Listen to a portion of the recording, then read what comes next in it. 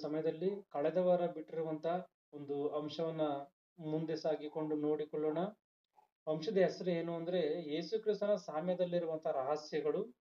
ಲೂಕನ ಬರೆದ ಸುವಾರ್ತೆ 16ನೇ ಅಧ್ಯಾಯ 1-13ನೇ ವಚನ. ಮತ್ತೆ ಹೇಳ್ತೀನಿ, ಯೇಸು ಕ್ರಿಸ್ತನ ಸಾಮ್ಯದಲ್ಲಿರುವಂತಹ ರಹಸ್ಯಗಳು. ಲೂಕನ ಬರೆದ ಸುವಾರ್ತೆ 16ನೇ ಅಧ್ಯಾಯ 1-13ನೇ ವಚನ. ಮೊದಲನೇ ಭಾಗದಲ್ಲಿ ಕೆಲವೊಂದು ಕಾರ್ಯಗಳನ್ನ ನೋಡಿಕೊಂಡಿದ್ದೀವಿ. ಅದರಲ್ಲಿ ಅರ್ಥವಾಗಿರುವಂತ ವಿಚಾರ ಏನು ಅಂದ್ರೆ, ಈ ಸೇವಕರಾದಂತವರು ಹಣದ ವಿಷಯದಲ್ಲಿ ಅವರು ಅನ್ಯಾಯಗಾರರಾಗಿ ವರ್ತಿಸುತ್ತಾ ಇದ್ದಾರೆ ಎನ್ನುವಂತ ವಿಚಾರವನ್ನು ನಾನು ಹೇಳಿದ್ದೀನಿ. ಇಲ್ಲಿ ಸೇವೆ ಮಾಡುವಂತವರು ಯಾವ ರೀತಿಯಾಗಿ ಅವರು ಅನ್ಯಾಯವಾಗಿ ವರ್ತಿಸ್ತಾ ಇದ್ದಾರೆ ಎನ್ನುವಂಥದ್ದನ್ನು ನಾವು ನೋಡಿಕೊಳ್ಳುವಂತದ್ದಾದರೆ, ಬೈಬಲ್ ಅಲ್ಲಿ ಯೇಸು ಕ್ರಿಸ್ತನು 12 ಜನ ಶಿಷ್ಯಂದಿರನ್ನ ಇಟ್ಟುಕೊಂಡು ಆತನು ಸುವಾರ್ತೆ ಸೇವೆ ಕಾರ್ಯವನ್ನ ಮಾಡಿದನು. ಆತನ ಒಂದು ಜೀವಿತ ಚರಿತ್ರೆಯನ್ನು ನೋಡುವಂತದ್ದಾದ್ರೆ ಆತನು ಎಲ್ಲೂ ದುಡಿದಂತ ರೀತಿಯಲ್ಲಿ ಕಾಣಲ್ಲ. ಎಲ್ಲೂ ಕೂಡ ಆತನು ದುಡಿಯೋದಕ್ಕೋಸ್ಕರ ಹೋಗಿರುವಂತದ್ದು ಬೈಬಲ್ ಅಲ್ಲಿ ಇಲ್ಲ. ಮತ್ತೆ ಆತನು ಯಾವ ರೀತಿಯಾಗಿ ಅಲ್ಲೆಲ್ಲ ತಿರುಗಾಡುವುದಕ್ಕಾಗಿರ್ಬೋದು, ಇನ್ನೊಂದಕ್ಕೆ ಮತ್ತೊಂದಕ್ಕೆ ಯಾವ ರೀತಿಯಾಗಿ ಆಯ್ತು, ಆತನಿಗೆ ಆರ್ಥಿಕವಾಗಿ ಯಾವ ರೀತಿಯಾಗಿ ಆರ್ಥಿಕವಾದಂತ ಸಹಾಯವು ಇಲ್ಲ, ಆರ್ಥಿಕವಾದಂತ ವಿಷಯವು ಹಣಕಾಸು ಎನ್ನುವಂಥದ್ದು ಯಾವ ರೀತಿಯಾಗಿ ಆತನಿಗೆ ಇತ್ತು ಎನ್ನುವಂಥದ್ದನ್ನ ನೋಡುವಂತದ್ದಾದ್ರೆ, ಆತನಿಗೂ ಸ್ವಲ್ಪ ಚಿಕ್ಕ ಪುಟ್ಟ ಕಾಣಿಕೆಗಳನ್ನ ಕೊಡ್ತಾ ಇದ್ರು. ಆ ಕಾಣಿಕೆಗಳ ವಿಷಯದಲ್ಲಿ ಈ ಒಂದು ಇಸ್ಕರಿಯೋತ ಯೂದನನ್ನೇ ಆ ಕಾಣಿಕೆಯನ್ನ ನೋಡಿಕೊಳ್ಳುವಂತ ಒಂದು ಕೆಲಸಕ್ಕೋಸ್ಕರ ನೇಮಕ ಮಾಡಿರುವಂತ ಸ್ಪಷ್ಟವಾಗಿ ಗೊತ್ತಾಗುತ್ತೆ. ಆದ್ರೆ ಆ ಒಂದು ಕಾಣಿಕೆ ವಿಷಯದಲ್ಲಿ ಯೂದನ ಯಾವ ರೀತಿಯಾಗಿ ನಡ್ಕೊಂಡಿದ್ದನೋ, ಯೋಹಾನನ ಬರೆದ ಸುವಾರ್ತೆ 12ನೇ ಅಧ್ಯಾಯ 4ನೇ ವಚನವನ್ನು ಗಮನಿಸಿ. ಆದರೆ ಆತನ ಶಿಷ್ಯರಲ್ಲಿ ಒಬ್ಬನು, ಅಂದರೆ ಆತನನ್ನು ಹಿಡುಕೊಡುವುದಕ್ಕಿದ್ದ ಇಸ್ಕರಿಯೋತ ಯೂದನೆಂಬುವನು. ಅಂದ್ರೆ ಯೇಸು ಕ್ರಿಸ್ತನು ಒಂದು ಸಮಯದಲ್ಲಿ ಒಂದು ಮನೆಗೆ ಹೋಗಿದ್ದಾನೆ. ಆ ಮನೆಗೆ ಹೋದಂತ ಸಮಯದಲ್ಲಿ ಅಲ್ಲಿ ಮೇಲಿಂದ ಅದಿದೆ ಗಮನಿಸಿ, ಬೇಗ ಸ್ಪೀಡ್ ಆಗಿ ಓದ್ತೀನಿ. ಪಸ್ಕ ಹಬ್ಬವು ಇನ್ನು 6 ದಿವಸ ಮುಂದೆ ಇರಲಾಗಿ ಯೇಸು ಬೇತಾನ್ಯಕ್ಕೆ ಬಂದನು. ಯೇಸು ಸತ್ತವರೊಳಗಿಂದ ಎಬ್ಬಿಸಿದ ಲಾಜರನು ಅಲ್ಲಿದ್ದನು. ಯೇಸುವಿಗೆ ಅಲ್ಲಿ ಔತಣ ಮಾಡಿಸಲು ಮಾರ್ಥಳು ನೆರವಾಗಿದ್ದಳು. ಲಾಜರನು ಆತನ ಸಂಗಡ ಊಟಕ್ಕೆ ಕೂತವರಲ್ಲಿ ಒಬ್ಬನು. ಆಗ ಮರಿಯಳು ಬಹು ಬೆಲೆಯುಳ್ಳ ಅಚ್ಚ ಜಟಾಮಾಂಸಿ ತೈಲವನ್ನು ತಂದು ಒಂದು ಸೇರಷ್ಟು ತಂದು ಯೇಸುವಿನ ಪಾದಕ್ಕೆ ಹಚ್ಚಿ ತನ್ನ ತಲೆ ಕೂದಲಿನಿಂದ ಆತನ ಪಾದಗಳನ್ನು ಒರೆಸಿದಳು. ಆ ತೈಲದ ಪರಿಮಳವು ಮನೆಯಲ್ಲೆಲ್ಲ ತುಂಬಿಕೊಂಡಿತು. ಒಂದು ಶುದ್ಧವಾದಂತ ತೈಲವನ್ನ, ಅಂದ್ರೆ ಎಣ್ಣೆ, ನಾವು ಇವಾಗ ಏನ್ ಹೇಳ್ತೀವಿ ಅಂತ ಅಂದ್ರೆ, ನಾವು ಕೂಡ ಕೆಲವೊಂದು ಪರ್ಫ್ಯೂಮ್ ಗಳನ್ನ ಬಳಸ್ತೀವಿ. ಆ ರೀತಿಯಾಗಿ ಆಗಿನ ಸಮಯದಲ್ಲಿ ಸುಗಂಧ ತೈಲ ಎನ್ನುವಂತ ಒಂದು ಒಳ್ಳೆಯ ಒಂದು ಶ್ರೇಷ್ಠವಾದಂತ ತೈಲವನ್ನ ತಂದು ಆ ಒಂದು ಮರಿಯಳು ಕ್ರಿಸ್ತನ ಒಂದು ಪಾದಗಳಿಗೆ ಹಚ್ಚಿರುವಂತದ್ದು ಕಾಣುತ್ತೆ ಇಲ್ಲಿ. ಆಗ ಮರಿಯಳು ಬಹು ಬೆಲೆಯುಳ್ಳ ಅಟ್ಟ ಜಟಾಮಾಂಸಿ ತೈಲವನ್ನು ಒಂದು ಸೇರಷ್ಟು ತಂದು ಯೇಸುವಿನ ಪಾದಕ್ಕೆ ಹಚ್ಚಿ ತನ್ನ ತಲೆ ಕೂದಲಿನಿಂದ ಆತನ ಪಾದಗಳನ್ನು ಒರೆಸಿದಳು. ಆ ತೈಲದ ಪರಿಮಳವು ಮನೆಯಲ್ಲೆಲ್ಲ ತುಂಬಿಕೊಂಡಿತು. ಆದರೆ ಆತನ ಶಿಷ್ಯರಲ್ಲಿ ಒಬ್ಬನು, ಅವನು ಯಾರು ಅಂದ್ರೆ ಆತನನ್ನು ಹಿಡಿದುಕೊಡುವುದಕ್ಕಿದ್ದ ಇಸ್ಕರಿಯೋತ ಯೂದನೆಂಬುವನು, ಯಾಕೆ ಈ ತೈಲವನ್ನು 300 ಹಣಕ್ಕೆ ಮಾರಿ ಬಡವರಿಗೆ ಕೊಡಲಿಲ್ಲ ಅಂದನು. ಅವನು ಅಂದ್ರೆ, ಯಾಕೆ ಈ ಎಣ್ಣೆಯನ್ನ ವೇಸ್ಟ್ ಮಾಡ್ತಾ ಇದ್ದೀರಾ? ಇದನ್ನು ಮಾರಿದ್ರೆ 300 ರೂಪಾಯಿ ಬರ್ತಾ ಇತ್ತು. ಈ 300 ರೂಪಾಯಿ ತೆಗೆದುಕೊಂಡು ಬಡವರಿಗೆ ಕೊಡಬಹುದಾಗಿತ್ತಲ್ಲ ಎಂಬುದಾಗಿ ಹೇಳ್ತಾ ಇದ್ದಾನೆ. ಅಂದ್ರೆ ಇದ್ರ ಅರ್ಥ ಏನು?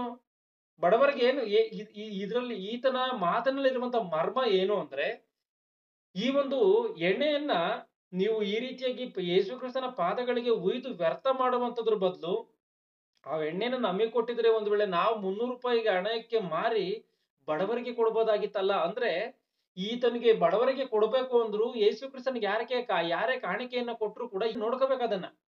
ಅದಕ್ಕೋಸ್ಕರ ಈತನ ವಶಕ್ಕೆ ಬರ್ತಿದ್ದಂಗೆ ಈತನ ಬಳಸ್ಕೊಳ್ಳೋದಕ್ಕೋಸ್ಕರ ಈ ಮಾತನಾಡಿದಾನೆ ಎನ್ನುವಂಥದ್ದು ಸ್ಪಷ್ಟವಾಗಿ ಕೆಳಗಡೆ ಗೊತ್ತಾಗುತ್ತೆ. ಇವನು ಬಡವರಿಗೋಸ್ಕರ ಚಿಂತಿಸಿ ಇದನ್ನು ಹೇಳಲಿಲ್ಲ. ಬಡವರಿಗೋಸ್ಕರ ಚಿಂತೆ ಮಾಡಿ ಈತನ ಹೇಳಿಲ್ವಂತೆ, ಬಡವರಿಗೆ ಕೊಡೋಣ ಅಂತ ಹೇಳಿ. ಇನ್ನೇನಕ್ಕೋಸ್ಕರ ಹೇಳಿದಾನೆ ಅಂದ್ರೆ, ಅವನು ಕಳ್ಳನಾಗಿದ್ದು ತನ್ನ ವಶದಲ್ಲಿದ್ದ ಅವರ ಹಣದ ಚೀಲದಲ್ಲಿ ಹಾಕಿದ್ದನ್ನು ತಕ್ಕೊಳ್ಳುವವನಾಗಿದ್ದರಿಂದಲೇ ಹೇಳಿದನು. ಗಮನಿಸಿ, ಇಲ್ಲಿ ಅವನು ಕಳ್ಳನಾಗಿದ್ದು ತನ್ನ ವಶದಲ್ಲಿದ್ದ ಹಣಕಾಸನ್ನು ನೋಡಿಕೊಳ್ಳುವಂಥದ್ದು ಇವನ ವಶ. ಇವನೇ ನೋಡ್ಕೋಬೇಕಾಗಿರುವಂತ ಕೆಲಸ ಇವಂದೇನೇನೆ ಆಗಿರುವಂತ ಕಾರಣ ತನ್ನ ವಶದಲ್ಲಿದ್ದಂತ ಅವರ ಹಣದ ಚೀಲದಲ್ಲಿ ಹಾಕಿದ್ದನ್ನ ತಕ್ಕೊಳ್ಳುವವನಾಗಿದ್ದರಿಂದಲೇ ಹೇಳಿದನು. ಅದನ್ನ ಇವನು ದೇವರ ಸೇವೆಗೋಸ್ಕರ ಅಂತ ಹೇಳಿ ಜನಗಳು ಕೊಟ್ರೆ ಈತನ ಸ್ವಂತ ಕಾರ್ಯಗಳಿಗೋಸ್ಕರ ಬಳಸ್ಕೊಳ್ತಾ ಇದ್ದಾನೆ ಎನ್ನುವಂಥದ್ದು ಸ್ಪಷ್ಟವಾಗಿ ದೇವರ ವಾಕ್ಯದಲ್ಲಿ ಗೊತ್ತಾಗ್ತಾ ಇದೆ. ಆ ರೀತಿಯಾಗಿ ಇವತ್ತು ಯಾವುದೇ ಇವತ್ತೊಬ್ಬ ಮನುಷ್ಯನು ಆತನು ಸಂಪಾದನೆ ಮಾಡಬೇಕು ಅಂದ್ರೆ ಎಷ್ಟೋ ಕಷ್ಟಪಟ್ಟು ಓದಬೇಕು. ಆ ಓದಿದ್ರಲ್ಲಿ ಎಷ್ಟೋ ಪ್ರಯಾಸ ಪಟ್ಟು ಆತನು ಕೆಲಸವನ್ನ ಸಂಪಾದನೆ ಮಾಡಿಕೊಳ್ಬೇಕು. ಆ ಕೆಲಸವನ್ನ ಸಂಪಾದನೆ ಮಾಡಿಕೊಂಡು ಅನಂತರ ಆತನು ಸಂಬಳವನ್ನ ತೆಗೆದುಕೊಳ್ಬೇಕು. ಅನಂತರ ಆತನು ದುಡ್ಡನ್ನು ಮಾಡಬೇಕು. ಇವತ್ತು ಕೂಲಿ ಕೆಲಸಕ್ಕೆ ಹೋದ್ರು ಕೂಡ ಭಯಂಕರವಾದಂತ ರೀತಿಯಲ್ಲಿ ಶ್ರಮೆ ಪಟ್ಟು ದುಡಿದ್ರೇನೆ ದುಡ್ಡು ಬರುತ್ತೆ ಹೊರತು ಪುಸ್ಕಟ್ಟೆಯಾಗಿ ದುಡ್ಡು ಯಾವುದೇ ಕಾರಣಕ್ಕೂ ಕೂಡ ಬರಲ್ಲ. ಆದ್ರೆ ಇವತ್ತು ಕೆಲವರು ಯಾವ ರೀತಿಯಾಗಿ ಸಂಪಾದನೆ ಮಾಡ್ತಾರೆ ಅಂದ್ರೆ ಕೇವಲ ಒಂದು ಬೈಬಲ್ನ ಕೈಯಲ್ಲಿ ಇಟ್ಕೊಂಡು ಅದರಲ್ಲಿ ಯಾವುದೋ ಒಂದು 2-3 ಅಕ್ಷರಗಳನ್ನ ಕಲ್ತ್ಕೊಂಡ್ಬಿಟ್ರೆ ಸಾಕು. ಆರಾಮಾಗಿ ಜೀವನ ನಡೆದು ಬಿಡ್ತದೆ. ಆರಾಮಾಗಿ ಜೀವನ ನಡೆಯೋದೇನು? ಕೋಟ್ಯಾಂತರ ರೂಪಾಯಿ ದುಡ್ಡನ್ನ ಸಂಪಾದನೆ ಮಾಡಿ ಗಂಟು ಮಾಡಿ ಇಟ್ಟುಕೊಂಡಿರುವಂತ ಒಂದು ಪರಿಸ್ಥಿತಿ ಇವತ್ತಿಗೆ ಬಹು ಜನರಲ್ಲಿ ಕಾಣುತ್ತೆ. ಬಹು ಜನರಲ್ಲಿ, ಕೇವಲ ಒಬ್ಬರಲ್ಲಿ ಇಬ್ಬರಲ್ಲಿ ಅಲ್ಲ, ಬಹಳಷ್ಟು ಜನಗಳ ದೇವರ ರಾಜ್ಯಕ್ಕೋಸ್ಕರ ಅಂತ ಹೇಳಿ ಜನಗಳು ತಂದಾಕೋದು. ಇವ್ರು ಮಾತ್ರ ಮಾಡುವಂತ ಕೆಲಸ ಏನು? ಎಲ್ಲ ಕೂಡಿಟ್ಟು ಗಂಟು ಮಾಡಿ ಬ್ಯಾಂಕ್ ಅಲ್ಲಿ ಇಟ್ಟುಕೊಳ್ಳುವಂಥದ್ದು. ಇಲ್ಲ ಇವ್ರ ಮಕ್ಕಳಿಗೆ ಏನೋ ಆಸ್ತಿಯನ್ನ ಸಂಪಾದನೆ ಮಾಡುವಂಥದ್ದು. ಇದಕ್ಕೋಸ್ಕರವೇನಾ? ಒಂದು ಸಮಯದಲ್ಲಿ ಗೆಹಜಿ, ಈ ಎಲಿಷನ್ ಇರ್ತಾನೆ, ಎಲಿಷನ ಶಿಷ್ಯ ಗೆಹಜಿ ಇರ್ತಾನೆ. ಆ ಗೆಹಜಿ ಹೋಗಿ ಆ ಒಂದು ನಾಮನ ಹತ್ರನ ಆತನು ಕೆಲವೊಂದು ಸೊತ್ತುಗಳನ್ನ ಇಸ್ಕೊಂಬತ್ತಾನೆ, ಕೆಲವೊಂದು ವಸ್ತುಗಳನ್ನ ಇಸ್ಕೊಂಬತ್ತಾನೆ.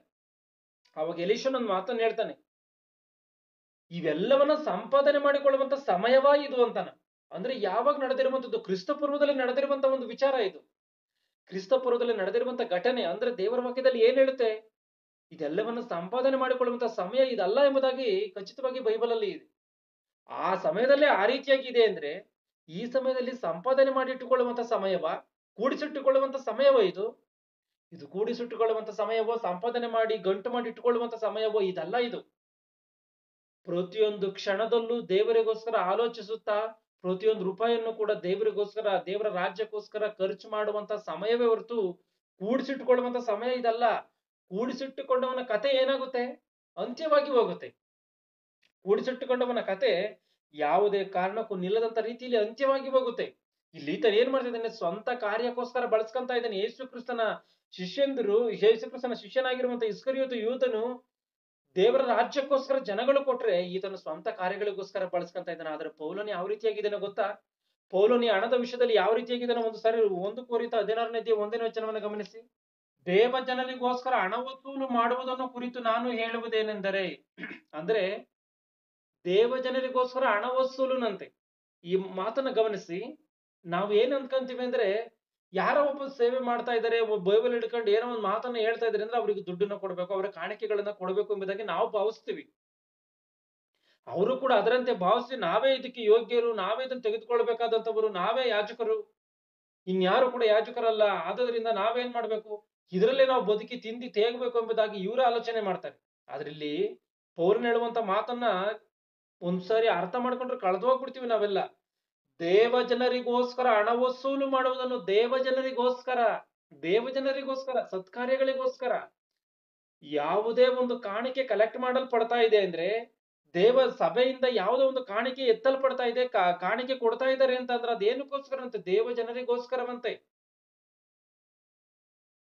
ಗಮನಿಸಿ, ಇಲ್ಲಿ ಯೆರೂಸಲೇಮಿನಲ್ಲಿದ್ದಂತ ಸಭೆ ಬಡತನತೆ ಬಂದಿದೆ. ಆ ಬಡತನತೆ ಬಂದಿದ್ದಕ್ಕೋಸ್ಕರನ ಹಣ ವಸೂಲು ಮಾಡುವಂತ ಒಂದು ಪರಿಸ್ಥಿತಿ ಬಂದಿದೆ. ಆ ಸಮಯ ಬಂದಾಗ ಪೌಲನು ಇಲ್ಲಿ ಏನ್ ಹೇಳ್ತಾ ಇದ್ದೇನೆ ಅಂದ್ರೆ, ದೇವ ಜನರಿಗೋಸ್ಕರ ಹಣ ವಸೂಲು ಮಾಡುವುದನ್ನು ಕುರಿತು ನಾನು ಹೇಳುವುದೇನೆಂದರೆ, ಗಲಾತ್ಯದ ಸಭೆಗಳಿಗೆ ನಾನು ಹೇಳಿಕೊಟ್ಟ ಕ್ರಮದಂತೆ ನೀವು ಮಾಡಿರಿ. ನಾನು ಬಂದಾಗ ಹಣ ವಸೂಲು ಮಾಡಬೇಕಾದ ಅವಶ್ಯವಾಗದಂತೆ ನಿಮ್ಮಲ್ಲಿ ಪ್ರತಿಯೊಬ್ಬನು ತನಗೆ ಬಂದ ಸಂಪಾದನೆಯ ಮೇರೆಗೆ ವಾರದ ಮೊದಲನೇ ದಿನದಲ್ಲಿ ಗಂಟು ಮಾಡಿ ತನ್ನ ಮನೆಯಲ್ಲಿಟ್ಟುಕೊಂಡಿರಬೇಕು. ಪ್ರತಿ ವಾರದಲ್ಲಿ ಮೊದಲನೇ ದಿನ ಅಂದ್ರೆ ಭಾನುವಾರವೇ ವಾರದಲ್ಲಿ ಮೊದಲನೇ ದಿನ. ಈ ಮೊದಲನೇ ದಿನದಲ್ಲಿ ಏನ್ ಮಾಡ್ಬೇಕಂತೆ? ಇಡೀ ವಾರ ಏನ್ ಸಂಪಾದನೆ ಮಾಡಿರ್ತೀರೋ ಆ ಸಂಪಾದನೆಯ ಮೇರೆಗೆ ಸ್ವಲ್ಪ ಹಣವನ್ನ ದೇವರ ರಾಜ್ಯಕ್ಕೋಸ್ಕರ ಅಂತ ಹೇಳಿ ಪ್ರತ್ಯೇಕಿಸಲ್ಪಡಬೇಕು. ಅವಾಗಲೇ ಒಬ್ಬ ಮನುಷ್ಯನಿಗೆ ಉದ್ಧಾರ ಆಗೋದಕ್ಕೆ ಸಾಧ್ಯ, ಒಬ್ಬ ಮನುಷ್ಯನಿಗೆ ಒಳ್ಳೇದಾಗೋದಕ್ಕೆ ಸಾಧ್ಯ, ಅವನು ಮಾಡಿದಂತ ಕೆಲಸ ಕಾರ್ಯಗಳು ಸಫಲವಾಗುವುದಕ್ಕೆ ಸಾಧ್ಯ. ಯಾಕಂದ್ರೆ ಇವರು ರೋಮಪುರದವರಿಗೆ ಬರೆದ ಪತ್ರಿಕೆಯಲ್ಲಿ ಸ್ಪಷ್ಟವಾಗಿದೆ, ಮೊದಲು ಆತನಿಗೆ ಕೊಟ್ಟು ಪ್ರತಿಫಲವನ್ನು ಹೊಂದುವವರು ಯಾರು ಅಂತ. ಮೊದಲು ದೇವರಿಗೆ ಕೊಟ್ರೆ ಪ್ರತಿಫಲ ಐತೆ ಅಂತ ಅದ್ರ ಅರ್ಥನ? ಹೌದು, ಆ ರೀತಿಯಾಗಿ ನಿನ್ನೆ ಮೊದಲು ದೇವರಿಗೆ ಯಾವುದನ್ನೇ ಒಂದು ಕಾಣಿಕೆಯನ್ನ ಮೊದಲು ದೇವರಿಗೆ ಕೊಟ್ಟ, ಪ್ರತಿಫಲ ಐತೆ. ಮೊದಲು ನೀನ್ ದೇವರ ರಾಜ್ಯಕ್ಕೋಸ್ಕರ ಏನೊಂದು ಕೆಲಸವನ್ನ ಮಾಡ್ದ, ಪ್ರತಿಫಲ ಐತೆ. ದೇವರ ರಾಜ್ಯಕ್ಕೋಸ್ಕರ ನೀತಿಗೋಸ್ಕರ ಪ್ರಯಾಸ ಪಟ್ಟಂತ ಯಾವುದು ಕೂಡ ವ್ಯರ್ಥವಾಗಿ ಹೋಗಲ್ಲ. ಇಲ್ಲೇನಿದೆ, ನೀ ಸಂಪಾದನೆ ಮಾಡಿದಂತ ನಿನ್ನ ಸಂಪಾದನೆಯ ಮೇರೆಗೆ ನೀನು ವಾರದ ಮೊದಲನೇ ದಿನ ನೀನು ಕೂಡಿಸಿ ಇಟ್ಕೊಂಡಿರ್ಬೇಕಂತೆ. 3ನೇ ವಚನ, ನಾನು ಬಂದ ಮೇಲೆ ನೀವು ಯಾರನ್ನ ಯೋಗ್ಯರೆಂದು ಸೂಚಿಸುವಿರೋ ಅವರನ್ನು ಯೆರೂಸಲೇಮಿಗೆ ನಿಮ್ಮ ಉಪಕಾರ ದ್ರವ್ಯವನ್ನು ತೆಗೆದುಕೊಂಡು ಹೋಗುವುದಕ್ಕೆ ಪತ್ರಗಳನ್ನು ಕೊಟ್ಟು ಕಳಿಸುವೆನು. ಅಂದ್ರೆ ಈತನಿಲ್ಲಿ ಕೊರಿಂಥಿಯ ಸಭೆಗೆ ಹೇಳುವಂತ ಮಾತು ಏನು ಅಂದ್ರೆ, ನೀವು ವಾರದ ಮೊದಲನೇ ದಿನದಲ್ಲಿ ನಿಮ್ಮ ಸಂಪಾದನೆ ಮೇರೆಗೆ ಕೂಡಿಸಿ ಇಟ್ಕೊಂಡಿರ್ರಿ, ಆದ್ರೆ ನೀವು ನಿಮ್ಮ ಸಭೆಯಲ್ಲಿ ಯಾರನ್ನ ಯೋಗ್ಯರು ಎಂಬುದಾಗಿ ನೀವು ತೋರಿಸ್ತಿರೋ ಅಂತವನ ಕೈಯಲ್ಲಿ ಕೊಟ್ಟು ಅದನ್ನ ಕಳಿಸ್ತಾನೆ ಎಂಬುದಾಗಿ. ಆದ್ರೆ ನಾವು ಮಾಡ್ತಿರುವಂತದ್ದೇನು, ನಾವು ಕಾಣಿಕೆ ಯಾರಿಗೋ ಕೊಡ್ತಿದ್ದೀವಿ ಅಂದ್ರೆ ಆತನು ಯೋಗ್ಯನಾ ಅಯೋಗ್ಯನಾ, ಆತನು ದೇವರ ರಾಜ್ಯಕ್ಕೋಸ್ಕರ ನಾವು ಕೊಟ್ಟಂತ ಕಾಣಿಕೆಯನ್ನ ಖರ್ಚು ಮಾಡ್ತಾನ, ಇಲ್ಲ ಆತನೇ ತಿಂದು ತೇಗ್ತಾ ಇದ್ದಾನ, ಇಲ್ಲ ಗಂಟು ಮಾಡಿ ಇಟ್ಕೊಳ್ತಾ ಇದ್ದಾನ, ಇದ್ಯಾವುದನ್ನು ಕೂಡ ಯೋಚನೆ ಮಾಡಲ್ಲ. ಯಾವುದೇ ಒಬ್ಬ ಸಭೆಯಲ್ಲಿ ಯಾವುದೇ ಒಬ್ಬ ಸೇವಕನು ಯಾರ ಮೂಲಕ ಕಲೆಕ್ಟ್ ಮಾಡಿ ಅದನ್ನ ದೇವರ ರಾಜ್ಯಕ್ಕೋಸ್ಕರ ಅವ್ರ ಮೂಲಕನೇ ಬಿತ್ತಿಸ್ತಾನ, ಅದ್ ಮಾತ್ರ ನಡೆಯಲ್ಲ. ಈತನೇ ಎಲ್ಲವನ್ನ ಮಾಡ್ಬೇಕು, ಹಣ ಅಂತಿದ್ದಂಗೆ ಆತನ ಕೈಯಲ್ಲಿ ಹೋಗ್ಬೇಕು. ಆದ್ರೆ ಪೌಲನ್ ಇಲ್ಲಿ ಏನ್ ಹೇಳ್ತಿದ್ದಾನೆ, ನೀವು ಸಂಪಾದನೆ ಮಾಡಿರುವಂತ ನಿಮ್ಮ ಕಾಣಿಕೆ ನನ್ನ ಕೈ ಸೇರುವಂತದ್ದು ಬೇಡ, ನೀವು ಯಾರು ಯೋಗ್ಯರನ್ನು ಅಂತ ಹೇಳಿ ಹೇಳ್ತಿರೋ ಅಂತವನ ಕೈಯಲ್ಲಿ ಕೊಟ್ಟು ಕಳಿಸ್ರಿ ಅಂತ. ಅಂದ್ರೆ ಆತನ ಮಧ್ಯದಲ್ಲಿ ಹೋಗ್ತಾನೆ ಇಲ್ಲ. ಕಾಣಿಕೆ ಕೊಡುವಂತವರ ವಿಷಯದಲ್ಲಿ ಆಗಿರ್ಬೋದು, ತೆಗೆದುಕೊಳ್ಳುವಂತವರ ಅವರಿಬ್ಬರ ಮಧ್ಯದಲ್ಲಿ ಈತನು ಪ್ರವೇಶ ಮಾಡ್ತಾನೆ ಇಲ್ಲ. ಇದು ನಿಜವಾದಂತ ದೇವರ ಸೇವೆ. ನಿಜವಾದಂತ ದೇವರ ಸೇವೆ ಅಂದ್ರೆ ಇದೇನೇನೆ. ಇವತ್ತು ಪೌಲನ ರೀತಿಯಲ್ಲಿ ಸೇವೆ ಮಾಡಿರುವಂತವನು ಈ ಪ್ರಪಂಚದಲ್ಲಿ ಯಾರು ಇಲ್ಲ. ಅಂತ ಸೇವೆ ಮಾಡಿರುವಂತವನೇ, ಅವನ ಕೈಯಾರ ಆತನು ಕಷ್ಟಪಟ್ಟು ದುಡಿತಾ, ಆತನು ದೇವರ ರಾಜ್ಯಕ್ಕೋಸ್ಕರ ಬಿತ್ತುತ್ತಾ, ಮತ್ತೆ ದೇವರ ಒಂದು ರಾಜ್ಯಕ್ಕೋಸ್ಕರ ಶ್ರಮಿಸುವಂತವ್ರಿಗೆ ದಾನ ಧರ್ಮಗಳನ್ನು ಮಾಡಿದ್ದಾನೆ. ಕಷ್ಟಪಡುವಂತವ್ರಿಗೆ, ದೇವರ ರಾಜ್ಯಕ್ಕೋಸ್ಕರ ದುಡಿಯುವಂತವ್ರಿಗೆ ಈತನೇ ದಾನಗಳನ್ನ ಕೊಟ್ಟಿದ್ದಾನೆ. ಇವತ್ತು ಯಾರಾದ್ರೂ ಆ ರೀತಿಯಾಗಿ ಮಾಡ್ತಾ ಇದ್ದಾರ? ಯಾರಾದ್ರೂ ಆ ರೀತಿಯಾಗಿ ಮಾತಾಡ್ತಾರ? ಆ ರೀತಿಯಾಗಿ ಮಾಡುವಂತದ್ದು ಒಂದ್ ವೇಳೆ ಇದ್ರೆ ಆ BYY ಒಂದು ಮಾತ್ರವೇ. ಆ ಯೂನಿವರ್ಸಿಟಿ ಹೊರತಾಗಿ ಬೇರೆ ಯಾರು ಕೂಡ ಆ ರೀತಿಯಾಗಿ ಬದುಕೋದಕ್ಕೆ ಸಾಧ್ಯವಾಗ್ತಾನೆ ಇಲ್ಲ. ನಂಬಿಕಸ್ಥರಾದಂತ ಮನೆ ವಾರ್ತೆಯವರು, ಅಂದ್ರೆ ಸೇವಕರಾದಂತವ್ರು ಏನು ಅಂತ ಹೇಳಿ ಕಳೆದ ಭಾಗದಲ್ಲಿ ನೋಡ್ಕೊಂಡಿದೀವಿ, ಮನೆ ವಾರ್ತೆಯವರು ಎಂಬುದಾಗಿ ನೋಡ್ಕೊಂಡಿದೀವಿ. ಈ ಮನೆ ವಾರ್ತೆಯವರು ನಂಬಿಕಸ್ಥರಾಗಿರ್ಬೇಕು. ಈ ಕೊಟ್ಟಂತ ಕಾಣಿಕೆಗಳನ್ನ ನಂಬಿಕಸ್ಥರಾಗಿ ಒಳ್ಳೆಯ ಒಳ್ಳೆಯ ಒಂದು ನೀತಿ ಕಾರ್ಯಗಳಿಗೋಸ್ಕರ, ದೇವರ ರಾಜ್ಯದ ಒಂದು ಸುವಾರ್ತೆಗಳಿಗೋಸ್ಕರ, ದೈವ ಕಾರ್ಯಗಳಿಗೋಸ್ಕರ ಖರ್ಚು ಮಾಡ್ತಾನೆ. ಕಳ್ಳನಾದಂತ ಮನೆವಾರ್ತಿಯವನು ಏನ್ ಮಾಡ್ತಾನೆ, ಎಲ್ಲವನ್ನ ಕೂಡಿಸಿ ಇಟ್ಕೊಳ್ತಾನೆ. ನಾವು ಕೊಡ್ಬೇಕಾಗಿರುವಂತದ್ದು ಯಾರಿಗೆ ಅಂತ ಅಂದ್ರೆ, ದೇವರ ರಾಜ್ಯಕ್ಕೋಸ್ಕರ ಬಿತ್ತಿ ಖರ್ಚು ಮಾಡುವಂತವನಿಗೆ ಮಾತ್ರವೇ ಕೊಡ್ಬೇಕು. ಇದು ಗೊತ್ತಾದ ಮೇಲೂ ಕೂಡ ಏನೋ ತಿಳಿದೋ ಈ ರೀತಿಯಾಗಿ ಬದುಕ್ಬಿಟ್ಟಿದೀವಿ ಇವತ್ವರ್ಗುನು. ಆದ್ರೆ ಇನ್ನು ಮುಂದೆ ಬದಲಾಗ್ಲೇಬೇಕು ಪ್ರತಿಯೊಬ್ಬ ಮನುಷ್ಯನು ಕೂಡ. ಇವತ್ತು ಯಾವುದೋ ಒಂದು ಸತ್ಯ ನಮ್ಮ ಕಿವಿಗೆ ಮುಟ್ಟುತ್ತೆ ಅಂದ್ರೆ ಆದ್ರೆ ದೇವರೇ ಮುಟ್ಟಿಸಿದ್ದಾನ ಅದನ್ನ. ಯಾಕೆ ಅಂತಂದ್ರೆ ಪ್ರಕಟಣೆ ಗ್ರಂಥ 3ನೇ ಅಧ್ಯಾಯ 20ನೇ ವಚನದಲ್ಲಿ ಏನಿದೆ ಅಂದ್ರೆ, ಇಗೋ ಬಾಗಿಲಲ್ಲಿ ನಿಂತುಕೊಂಡು ತಟ್ಟುತ್ತಾ ಇದ್ದೇನೆ ಎಂಬುದಾಗಿ ಯೇಸು ಕ್ರಿಸ್ತನು ಹೇಳಿರುವಂತ ಮಾತು ಸ್ಪಷ್ಟವಾಗಿ ಕಾಣುತ್ತೆ. ಅಂದ್ರೆ ಬಾಗಿಲಲ್ಲಿ ನಿಂತುಕೊಂಡು ಯಾವ ರೀತಿಯಾಗಿ ತಟ್ಟುತ್ತಾನೆ? ನಮ್ಮ ಹೃದಯ ಎನ್ನುವಂತ ಬಾಗಿಲಲ್ಲಿ ನಿಂತುಕೊಂಡು ದೇವರು ಬಡಿತಾ ಇದ್ದಾನೆ. ಈಗ ಆಡಿದಂತ ಹಾಡಿನಲ್ಲಿ ಒಂದು ಕೊನೆ ಲೈನನ್ನ ಗಮನಿಸಿದ್ರೇನೋ ನೀವು, ಸುವಾರ್ತೆ ಕೂಟವು ದೇವರ ಕರೆಗಳು ತಿಳಿದುಕೋ ಎಂಬುದಾಗಿ. ಅಂದ್ರೆ ಇವತ್ತು ಸುವಾರ್ತೆ ಎನ್ನುವಂಥದ್ದು, ದೇವರ ಮಾತು ಎನ್ನುವಂಥದ್ದು ನಮ್ಮ ಕಿವಿಗೆ ಮುಟ್ಟುತ್ತಾ ಇದೆ ಅಂತ ಅಂದ್ರೆ ಇದು ದೇವರ ಕರೆ, ದೇವರ ಹೃದಯವನ್ನ ತಟ್ಟುತ್ತಾ ಇದ್ದಾನೆ. ಆ ರೀತಿಯಾಗಿ ಸತ್ಯ ನಿಮ್ಮ ಕಿವಿಗೆ ಬಿದ್ದ ಮೇಲೆ ಬದಲಾಗ್ಲೇಬೇಕು. ನೀತಿ ಕಾರ್ಯಗಳಿಗೋಸ್ಕರ ಶ್ರಮಿಸುವಂತವನಿಗೆ ಕಾಣಿಕೆಯನ್ನು ಕೊಡಬೇಕೇ ಹೊರತು, ಅನ್ಯಾಯವಾಗಿ ದುರ್ಮಾರ್ಗದ ರೀತಿಯಲ್ಲಿ ಬದುಕುವಂತವನಿಗೆ ಕಾಣಿಕೆಯನ್ನ ಕೊಟ್ರೆ ಅವನು ಮಾಡುವಂತ ದುರ್ಮಾರ್ಗದಲ್ಲಿ ನೀವು ಕೂಡ ಪಾಲುಗಾರರು. ಅವನಿಗೆ ಯಾವ ರೀತಿಯಾದಂತ ಶಿಕ್ಷೆ ಬರುತ್ತೋ ಆ ರೀತಿಯಾದಂತ ಶಿಕ್ಷೆ ನಿಮ್ಗೂ ಕೂಡ ಬರುತ್ತೆ. ಯಾಕೆಂದ್ರೆ ಗೊತ್ತಿದ್ದು ಕೂಡ ಕೊಟ್ಟಿದ್ರಲ್ಲ, ಅದಕ್ಕೋಸ್ಕರ ನೀವು ಕೊಟ್ಟಿದ್ದರಿಂದಲೇ ತಾನೇ ಆತನ ಅನ್ಯಾಯವಾಗಿ ಬದುಕ್ತಾ ಇರುವಂತದ್ದು. ಆ ರೀತಿಯಾಗಿ ಚೆನ್ನಾಗಿ ಅರ್ಥ ಮಾಡ್ಕೊಳ್ಬೇಕು. ನಂಬಿಕಸ್ಥರಿಗೆ ಕೊಡ್ಬೇಕು, ದೇವರ ರಾಜ್ಯಕ್ಕೋಸ್ಕರ ಖರ್ಚು ಮಾಡುವಂತವರಿಗೆ ಕೊಡ್ಬೇಕು. ಆದ್ರೆ 1ನೇ ಶತಮಾನದಲ್ಲಿ ಏನ್ ನಡೆದಿದೆಯೋ ಗೊತ್ತಾ? 1ನೇ ಶತಮಾನದಲ್ಲಿ ಕೆಲವರು ದೇವರ ಸೇವೆಯನ್ನ ಮಾಡ್ತಾ ಇದ್ದೀವಿ ಅಂತ ಹೇಳಿ ಹೇಳ್ಕೊಳ್ಳುವಂತವ್ರು ಏನ್ ಮಾಡ್ತಾ ಇದಾರೆ, ಒಂದ್ಸಾರಿ ರೋಮಾಪುರದವ್ರಿಗೆ ಬರೆದ ಪತ್ರಿಕೆ 16ನೇ ಅಧ್ಯಾಯ 18ನೇ ವಚನವನ್ನು ಓದಿ.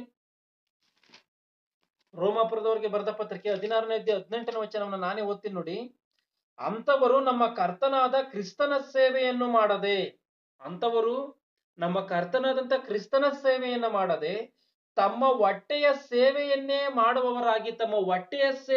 ಮಾಡುವವರಾಗಿ ಬಂದಂತ ಕಾಣಿಕೆಯಿಂದಲೇ ನನ್ನ ಜೀವನ ಸಾಗಿಸುವಂತದ್ದು ಮಾತ್ರವೇ ನನ್ನ ಗುರಿ, ನನ್ನ ಉದ್ದೇಶ ಇದೇನೇನೆ ಬೈಬಲ್ ಇರುವಂತದ್ದು ಅಂತ ಹೇಳಿ ಅಮಾಯಕರ ತರ ತಿಳ್ಕೊಂಡು ಆ ರೀತಿಯಾಗಿನೇ ಬದುಕ್ತಾ ಇದ್ರೆ ಕಡೆದಾಗಿ ನರಕಕ್ಕೆ ಹೋಗ್ಬೇಕಾಗುತ್ತೆ. ಯಾವನಾದ್ರೂ ಸರಿ ಈ ಭೂಮಿ ಮೇಲೆ, ಯಾವನಾದ್ರೂ ಸರಿ. ಅದಕ್ಕೋಸ್ಕರ ಅಲ್ಲ, ನಿನ್ನ ಕಾಣಿಕೆಯನ್ನ ದೇವರ ರಾಜ್ಯಕ್ಕೋಸ್ಕರ ಕೊಟ್ಟಂತ ಕಾಣಿಕೆಯನ್ನು ನಿನ್ನ ಹೊಟ್ಟೆಗೋಸ್ಕರ ಮಾತ್ರವೇ ಸೀಮಿತ ಮಾಡ್ಕೋಬಾರ್ದು. ಇಲ್ಲೇನಿದೆ, ಅಂತವರು ನಮ್ಮ ಕರ್ತನಾದಂತ ಕ್ರಿಸ್ತನ ಸೇವೆಯನ್ನ ಮಾಡದೆ ತಮ್ಮ ಹೊಟ್ಟೆಯ ಸೇವೆಯನ್ನೇ ಮಾಡುವವರಾಗಿದ್ದಾರೆ ಎಂಬುದಾಗಿದೆ. ಯಾವುದೇ ಕಾರಣಕ್ಕೂ ಅದನ್ನು ಮಾಡುವಂಥದ್ದು ಅಪಾಯ. ನಿನ್ನ ಜೀವನಕ್ಕೆ ಏನು ಸ್ವಲ್ಪ ತೆಗೆದುಕೊಂಡು ಜೀವನ ಮಾಡು, ಬೇಡ ಅಂತ ಹೇಳಲ್ಲ. ಆದ್ರೆ ದೇವರ ಒಂದು ಸುವಾರ್ತೆಯ ಕಾರ್ಯಕ್ರಮಗಳಿಗೋಸ್ಕರ ಖರ್ಚು ಮಾಡ್ಬೇಕು. ಅದನ್ನ ದೇವರ ನೀತಿ ಕಾರ್ಯಗಳಿಗೋಸ್ಕರ ಖರ್ಚು ಮಾಡ್ಬೇಕು. ದೈವ ಕಾರ್ಯಗಳು ಏನ್ ಬರುತ್ತೋ ನಿನ್ನಲ್ಲಿ ಇರುವಂತದನ್ನು ಯಾವುದನ್ನು ಕೂಡ ಉಳಿಸಿಕೊಳ್ಳದಂತ ರೀತಿಯಲ್ಲಿ ನೀನು ಖರ್ಚು ಮಾಡೇ ತೀರ್ಬೇಕು. ಅದು ದೇವರ ವಾಕ್ಯದಲ್ಲಿ ಬರೆಯಲ್ಪಟ್ಟಿರುವಂತ ಸತ್ಯವೂ ಇದು. ಪೌಲನ್ ಏನ್ ದುಡಿಯುವಂತದ್ದು, ಪೌಲನಿಗೆ ಎಷ್ಟೋ ಕಾಣಿಕೆಗಳು ಬರ್ತಾ ಇದೆ, ಆದ್ರೂ ಕೂಡ ಆತನು ಕೆಲವೊಂದನ್ನು ತಿರಸ್ಕಾರ ಮಾಡ್ತಾನೆ. ಏನಕ್ಕೋಸ್ಕರ ತಿರಸ್ಕಾರ ಮಾಡ್ತಾನೆ? ಏನಕ್ಕೋಸ್ಕರ ಆ ಕಾಣಿಕೆಗಳನ್ನು ತೆಗೆದುಕೊಂಡು ಆತನು ಬದುಕಲ್ಲ? ಇವನೇ ಏನ್ ದುಡಿಯಕ್ ಹೋಗುವಂತದ್ದು? ಇವನೇ ದುಡಿದು ಜೀವನ ಮಾಡುವಂತದ್ದೇನು? ಕಾಣಿಕೆ ಬಂದದನ್ನ ತಾಂಡಿ ಆತನ ಬದುಕ್ಬೋದಲ್ಲ. ಆದ್ರೆ ಆ ರೀತಿಯಾಗಿ ಮಾಡದೆ ಆತನು ಹೋಗಿ ದುಡಿದು ಆತನ ಜೀವನವನ್ನ ಸಾಗಿಸಿದ್ದಾನೆ ಅಂತ ಅಂದ್ರೆ ಆ ರೀತಿಯಾಗಿ ಬದುಕುವಂಥದ್ದು ಅಪಾಯ, ಆ ರೀತಿಯಾಗಿ ತಪ್ಪು ಅಂತಾನ. ಅದ್ರ ಬಂದಂತ ಕಾಣಿಕೆ ಎಲ್ಲವನ್ನ ಈತನೇ ಬಳಸ್ಕೊಂಡು ಬದುಕುವಂಥದ್ದು ತಪ್ಪು ಅಂತ ಹೇಳಿ ಖಚಿತವಾಗಿ ಅರ್ಥ ಮಾಡಿಕೊಳ್ಳಬೇಕು. ಮತ್ತೆ 2 ಥೆಸಲೋನಿಕ 3ನೇ ಅಧ್ಯಾಯ 11ನೇ ವಚನವನ್ನು ಗಮನಿಸಿ. 2 ಥೆಸಲೋನಿಕ 3ನೇ ಅಧ್ಯಾಯ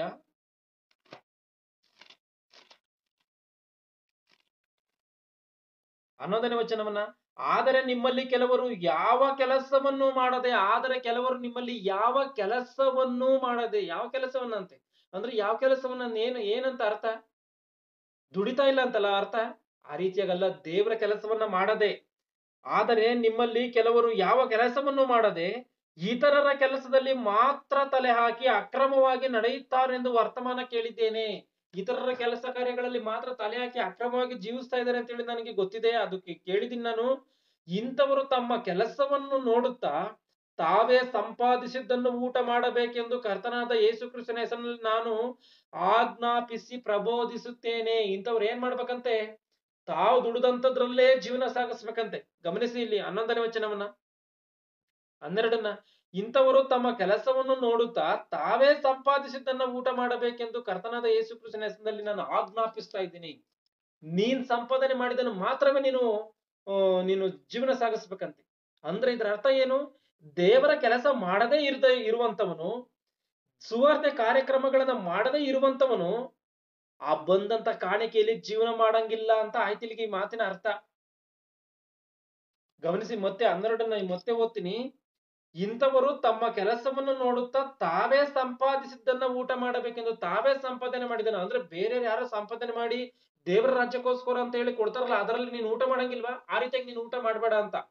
ನೀನ್ ದೇವರಿಗೋಸ್ಕರ ಬದುಕಲಿಲ್ವಾ? ದೇವರ ರಾಜ್ಯಕ್ಕೋಸ್ಕರ ನೀನು ಬಿತ್ತಲಿಲ್ವಾ? ಆ ರೀತಿಯಾಗಿ ನೀನು ಬದುಕದಂತದಾದ್ರೆ ಇನ್ನೊಬ್ರು ಸಂಪಾದನೆ ಮಾಡಿ ಅವರ ಕಷ್ಟಾರ್ಜಿತವನ್ನ ದೇವರ ರಾಜ್ಯಕ್ಕೋಸ್ಕರ ಕೊಟ್ಟವರಲ್ಲ ನಿನ್ ಕೈಗೆ, ಅದ್ರಲ್ಲಿ ನೀನು ಊಟ ಮಾಡಬೇಡ ಎಂಬುದಾಗಿ ಪೌಲನು ಆಜ್ಞಾಪಿಸ್ತಾ ಇದ್ದಾನೆ. ಗಮನಿಸಿ ಇಲ್ಲಿ ಯಾವ ರೀತಿಯಾಗಿ ದೇವರ ಮಾತುಗಳಿಗೂ ನಮ್ಮ ಜೀವಿತಗಳಿಗೂ ವ್ಯತ್ಯಾಸವಾಗಿ ಇರ್ತತೋ ಅಂತಾನ. ಯೇಸು ಕ್ರಿಸ್ತನ ಈ ಸಾಮ್ಯವನ್ನು ಹೇಳೋದಕ್ಕೆ ಕಾರಣ ಏನ್ ಗೊತ್ತಾ? ಎಂತವ್ರನ್ನ ಬೇಕೋ ಅಂತವ್ರನ್ನ ನಂಬಬಾರದು ಎನ್ನುವಂಥದ್ದನ್ನ ಆ ಮಾತನ್ನ ತಿಳಿಸೋದಕ್ಕೋಸ್ಕರ ಯೇಸು ಕ್ರಿಸ್ತನ ಈ ಸಾಮ್ಯವನ್ನ ಹೇಳಿದಾನೆ. ಯಾರನ್ನ ಬೇಕೋ, ಯಾರೋ ಒಬ್ಬ ಬೈಬಲ್ ಹಿಡ್ಕೊಂಡವನಿದ್ದಂಗೆ ಆಲ ಈತನ ನಿಜವಾದಂತ ಸೇವಕ, ಈತನ ಪಾಸ್ಟರ್, ಈತನಿಗೆ ನಾವು ಕಾಣಿಕೆಯನ್ನ ಕೊಡ್ಬೇಕು, ಈತನ ಏನ್ ಕೇಳಿದ್ರು ಕೊಡ್ಬೇಕು, ಈತನಿಗೆ ಏನ್ ಸತ್ಕಾರವನ್ನ ಮಾಡ್ಬೇಕು, ಏನ್ ಬೇಕಾದ್ರು ಈತನಿಗೆ ನಾವು ಎಲ್ಲವನ್ನ ದಾನ ಮಾಡ್ಬೇಕು ಅಂತ ಹೇಳಿ ನಾವು ಈ ರೀತಿಯಾಗಿ ಅರ್ಥ ಮಾಡಿಕೊಳ್ತೀವಿ. ಆ ಒಂದು ಎಲ್ಲಾ ಕಾರ್ಯಗಳನ್ನ ನಾವು ಮಾಡೋದಕ್ಕೆ ಅವನಿಗೆ ಯೋಗ್ಯತೆ ಇದೆಯಾ? ಇದನ್ನ ಗಮನಿಸಬೇಕಾಗಿರೋದು ನಾವು ಮೊದ್ಲು ಆತನಿಗೆ ನಾವು ಕೊಡುವಂತ ಕಾಣಿಕೆಯನ್ನ ಸ್ವೀಕಾರ ಮಾಡ್ಕೊಳ್ಳೋದಕ್ಕೆ ಆತನಿಗೆ ಯೋಗ್ಯತೆ ಇದೆಯಾ? ದೇವರ ಮಾತಿನಂತೆ ಬದುಕ್ತಾ ಇದ್ದಾನ? ಸುವಾರ್ತೆ ಕಾರ್ಯಕ್ರಮಗಳನ್ನ ಮಾಡ್ತಾ ಇದ್ದಾನ? ಆತನು ದೇವರಿಗೋಸ್ಕರ ಏನೇನೆಲ್ಲ ತ್ಯಾಗ ಮಾಡಿದ್ದಾನೆ? ಈ ಎಲ್ಲವನ್ನ ನೋಡಿ ಆಮೇಲಿಂದ ಕಾಣಿಕೆಯನ್ನ ಕೊಡ್ಬೇಕು. ನೀನು ಕೊಟ್ಟಂತ ಕಾಣಿಕೆ ಯಾವ್ದೋ ಒಂದು ಹೋಗ ಅಕೌಂಟ್ ಅಲ್ಲಿ ಸೇರ್ಕೊಂಡು ಬಡ್ಡಿ ಬೆಳೆದು ಅದರಲ್ಲಿ ತಿಂದು ಆತನ ರೋಗ ಬಂದು ಕೊನೆದಾಗಿ ಸಾಯುವಂತದಕ್ಕಾದ್ರೆ ಏನ್ ಬರುತ್ತೆ ಅದರಿಂದ? ನಿನಗೇನ್ ಪ್ರತಿಫಲ? ನೀನು ಕೊಟ್ಟಂತ ಕಷ್ಟಾರ್ಜಿತದಲ್ಲಿ ನಿನಗ್ ಪ್ರತಿಫಲ ಬರ್ಬೇಕು ಅಂದ್ರೆ ಅದು ದೇವರ ರಾಜ್ಯಕ್ಕೋಸ್ಕರ ಬಳಕೆ ಆದ್ರೂ ಮಾತ್ರವೇನೇನೆ, ಇಲ್ಲಂದ್ರೆ ಯಾವ್ದೇ ಕಾರಣಕ್ಕೂ ಕೂಡ ಬರಲ್ಲ. ಕೆಲವರು ಇವತ್ತು ಪಬ್ಲಿಕ್ ಗಳಲ್ಲಿ ನೋಡ್ಬೇಕು, ಫೋಟೋವನ್ನ ನೇತಾಕಿಕೊಂಡು, ಅದು ಯಾರೇ ಆಗಿರ್ಬೋದು, ಫೋಟೋವನ್ನು ನೇತಾಕೊಂಡು ನಾವು ಅಲ್ಲಿಗೆ ಹೋಗ್ತೀವಿ ಇಲ್ಲಿಗೆ ಹೋಗ್ತೀವಿ, ನಿಮ್ಮ ದುಡ್ಡನ್ನ ಇದ್ರೊಳಗಡೆ ಹಾಕಿ ನಾವು ಆ ಪುಣ್ಯಕ್ಷೇತ್ರಕ್ಕೆ ಹೋಗ್ತೀವಿ ಈ ಪುಣ್ಯಕ್ಷೇತ್ರಕ್ಕೆ ಹೋಗ್ತೀವಿ ಎಂಬುದಾಗಿ ಹೇಳ್ತಾರೆ. ನಿಜವಲ್ಲ ಅವ್ರು ಹೋಗಿ ಕೊಡ್ತಾ ಆ ರೀತಿಯಾಗಿ ಆಗ್ತಾರ? ಆ ರೀತಿಯಾಗಿ ಇವರು ಕೂಡ ಏನೋ ನೀತಿವಂತರ ತರ ಬೈಬಲ್ ಹಿಡ್ಕೊಂಡು ನಟನೆ ಮಾಡ್ತಾರೆ, ಆದ್ರೆ ನಿಜವಾಗ್ಲೂ ಅವ್ರು ದೇವ್ರ ಮಾತಿನಂತೆ ಬದುಕ್ತಾರ? ಗಮನಿಸಿ. ಮತ್ತೆ ಲೂಕನ ಬರೆದ ಸುವಾರ್ತೆ 16ನೇ 8ನೇ ವಚನವನ್ನ ಗಮನಿಸಿ. ಯಜಮಾನನು ಇದನ್ನು ಕೇಳಿ ಅನ್ಯಾಯಗಾರನಾದ ಆ ಮನೆವಾರ್ತೆಯವನನ್ನು ಇವನು ಜಾಣತನ ಮಾಡಿದನು ಎಂದು ಹೊಗಳಿದನು. ಇದನ್ನು ಜಾಣತನ ಮಾಡಿದನು ಅಂತ ಹೇಳಿ ಹೊಗಳಿದ್ನಂತೆ. ಅಂದ್ರೆ ಈ ಮನೆವಾರ್ತೆಯವರು ಅಂದ್ರೆ ಸೇವಕರು ಎಂಬುದಾಗಿ ಗೊತ್ತಾಯ್ತು. ಈ ಸೇವಕರು ಅನ್ಯಾಯವನ್ನ ಮಾಡಿದ್ರೆ ಇಲ್ಲಿ ಹೊಗಳುವಂಥದ್ದೇನು? ಈಗ ನಾವ್ ಯಾರಾದ್ರೂ ಅನ್ಯಾಯಗಾರನ ಹೊಗಳುವಂಥದ್ದು ಉಂಟಾ? ಯಾಕೆ ಹೊಗಳಿದಾನೆ ಇಲ್ಲಿ?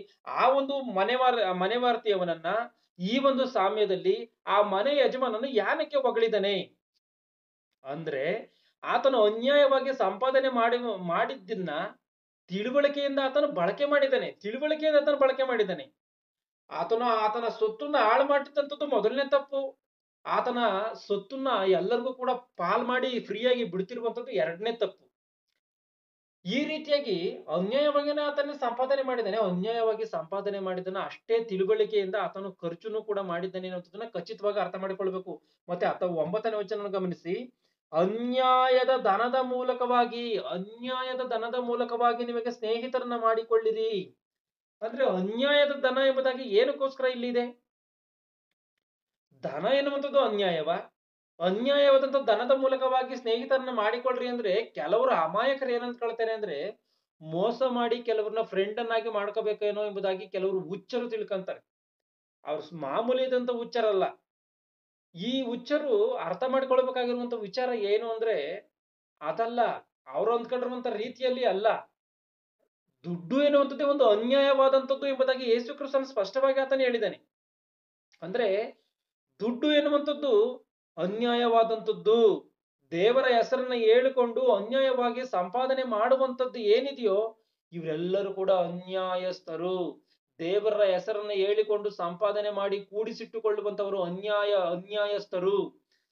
ದೇವರು ಈ ಲೋಕವನ್ನೆಲ್ಲವನ್ನ ಆತನು ಕೊಟ್ಟಿದ್ದಾನೆ.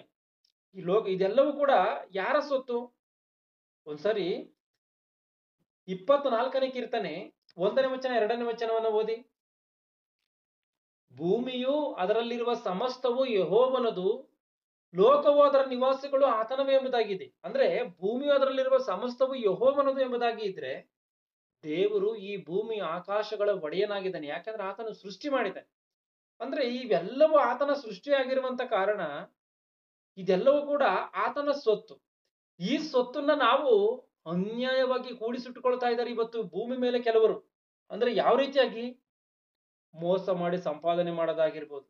ಮೋಸ ಮಾಡದಲೇ ಇದ್ರೂ ಕೂಡ ನ್ಯಾಯವಾಗಿ ದುಡಿದು ಕೂಡ ಸಂಪಾದನೆ ಮಾಡಿ ಇಟ್ಟುಕೊಳ್ಳುವಂತವರು, ಕೋಟ್ಯಾನುಕೋಟಿ ದುಡ್ಡನ್ನ ಸಂಪಾದನೆ ಮಾಡಿ ಇಟ್ಟುಕೊಳ್ಳುವಂತವರು, ಎಷ್ಟೋ ಆಸ್ತಿಯನ್ನು ಸಂಪಾದನೆ ಮಾಡಿ ಇಟ್ಟುಕೊಳ್ಳುವಂತವರು, ಬಂಗಾರವನ್ನ ಸಂಪಾದನೆ ಮಾಡಿ ಇಟ್ಟುಕೊಳ್ಳುವಂತವರು, ಮನೆಗಳನ್ನು ಸಂಪಾದನೆ ಮಾಡಿ ಇಟ್ಟುಕೊಳ್ಳುವಂತವರು, ಭೂಮಿಯನ್ನು ಸಂಪಾದನೆ ಮಾಡಿ ಇಟ್ಟುಕೊಳ್ಳುವಂತವರು ಅನ್ಯರಿವರು. ಅಂದ್ರೆ ಲೋಕದಲ್ಲೂ ಕೂಡ ದೇವರ ಸ್ವತ್ತನ್ನ ಸಂಪಾದನೆ ಮಾಡಿ ಅನ್ಯಾಯವಾಗಿ ಇಟ್ಟುಕೊಳ್ತಾ ಇದ್ದಾರೆ.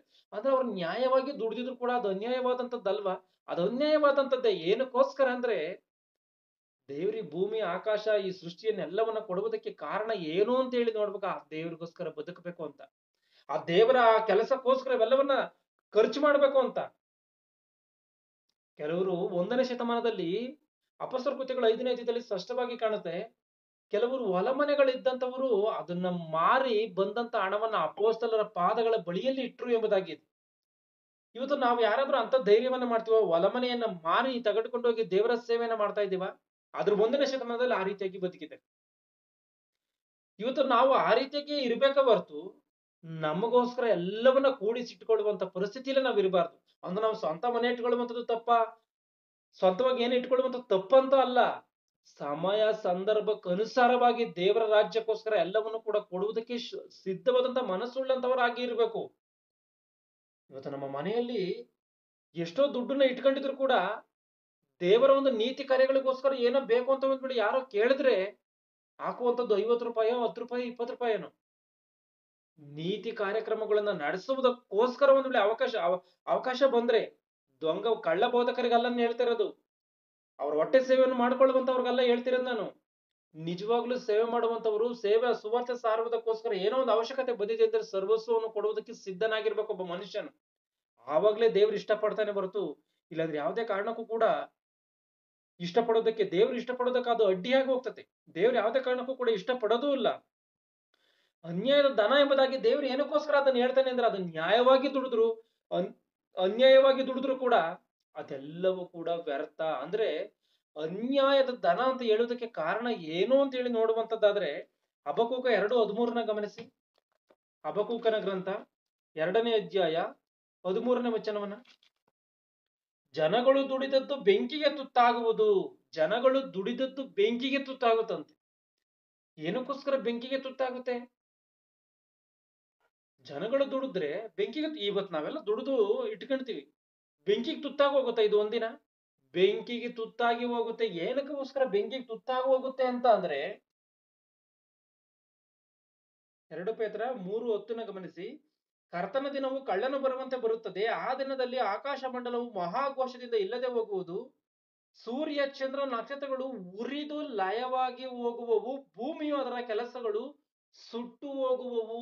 ಭೂಮಿಯು ಅದರ ಕೆಲಸಗಳು ಸುಟ್ಟು ಹೋಗುವವು. ಸೂರ್ಯ ಚಂದ್ರ ನಕ್ಷತ್ರಗಳು ಏನಾಗುತ್ತಂತೆ? ಸೂರ್ಯ ಚಂದ್ರ ನಕ್ಷತ್ರಗಳು ಉರಿದು ಲಯವಾಗಿ ಹೋಗುವವು. ಉರಿದು ಲಯವಾಗಿ ಹೋಗುತ್ತೆ ಅಂದ್ರೆ, ಸುಟ್ಟು ಹೋಗುತ್ತೆ ಅಂದ್ರೆ ಏನರ್ಥ? ಬೆಂಕಿ ಬರುತ್ತೆ ಅಂತ ಅರ್ಥ. ಬೆಂಕಿ ಅಂದ್ರೆ ಆಕಾಶವನ್ನು ಸುಟ್ಟಾಕುವಂತ ಬೆಂಕಿನ? ಹೌದು. ಭೂಮಿಯನ್ನು ಸುಟ್ಟಾಕುವಂತ ಬೆಂಕಿ, ಆಕಾಶವನ್ನು ಸುಟ್ಟಾಕುವಂತ ಬೆಂಕಿ, ಇಡೀ ವಿಶ್ವವನ್ನೇ ಸುಟ್ಟಾಕುವಂತ ಬೆಂಕಿ ಬರುತ್ತಂತೆ. ಅಂದ್ರೆ ಭೂಮಿ ಅದರಲ್ಲಿರುವ ಕೆಲಸಗಳು ಸುಟ್ಟು ಹೋಗುತ್ತೆ ಅಂತ ಹೇಳಿ ಐತೆ ಅಂದ್ರೆ ಇದು ಯಾವಾಗ ನಡೆಯುತ್ತೆ? ಯೇಸು ಕ್ರಿಸ್ತನ 2ನೇ ಬರುವಿಕೆಯಲ್ಲಿ ನಡೆಯುತ್ತೆ ಅನ್ನುವಂಥದ್ದು ಖಚಿತವಾಗಿ ಗೊತ್ತಾಗುತ್ತೆ. ನಾವು ಕೂಡಿಟ್ಟಿರೋದಲ್ಲ, ಅವಾಗ ಏನಾಗುತ್ತೆ? ಅದು ಮಾತ್ರ ಹಾಗೆ ಉಳ್ಕೊಳುತ್ತಾ? ಯಾವುದು ಉಳಿಯಲ್ಲ. ಅಂದ್ರೆ ನಾವಿವತ್ತು ನ್ಯಾಯವಾಗಿ ಕಷ್ಟಪಟ್ಟು ಸಂಪಾದನೆ ಮಾಡಿ ಇಟ್ಟುಕೊಂಡಿರುವಂತ ಹಣ ಅನ್ಯಾಯವಾಗಿ ಹೋಗುತ್ತಾ?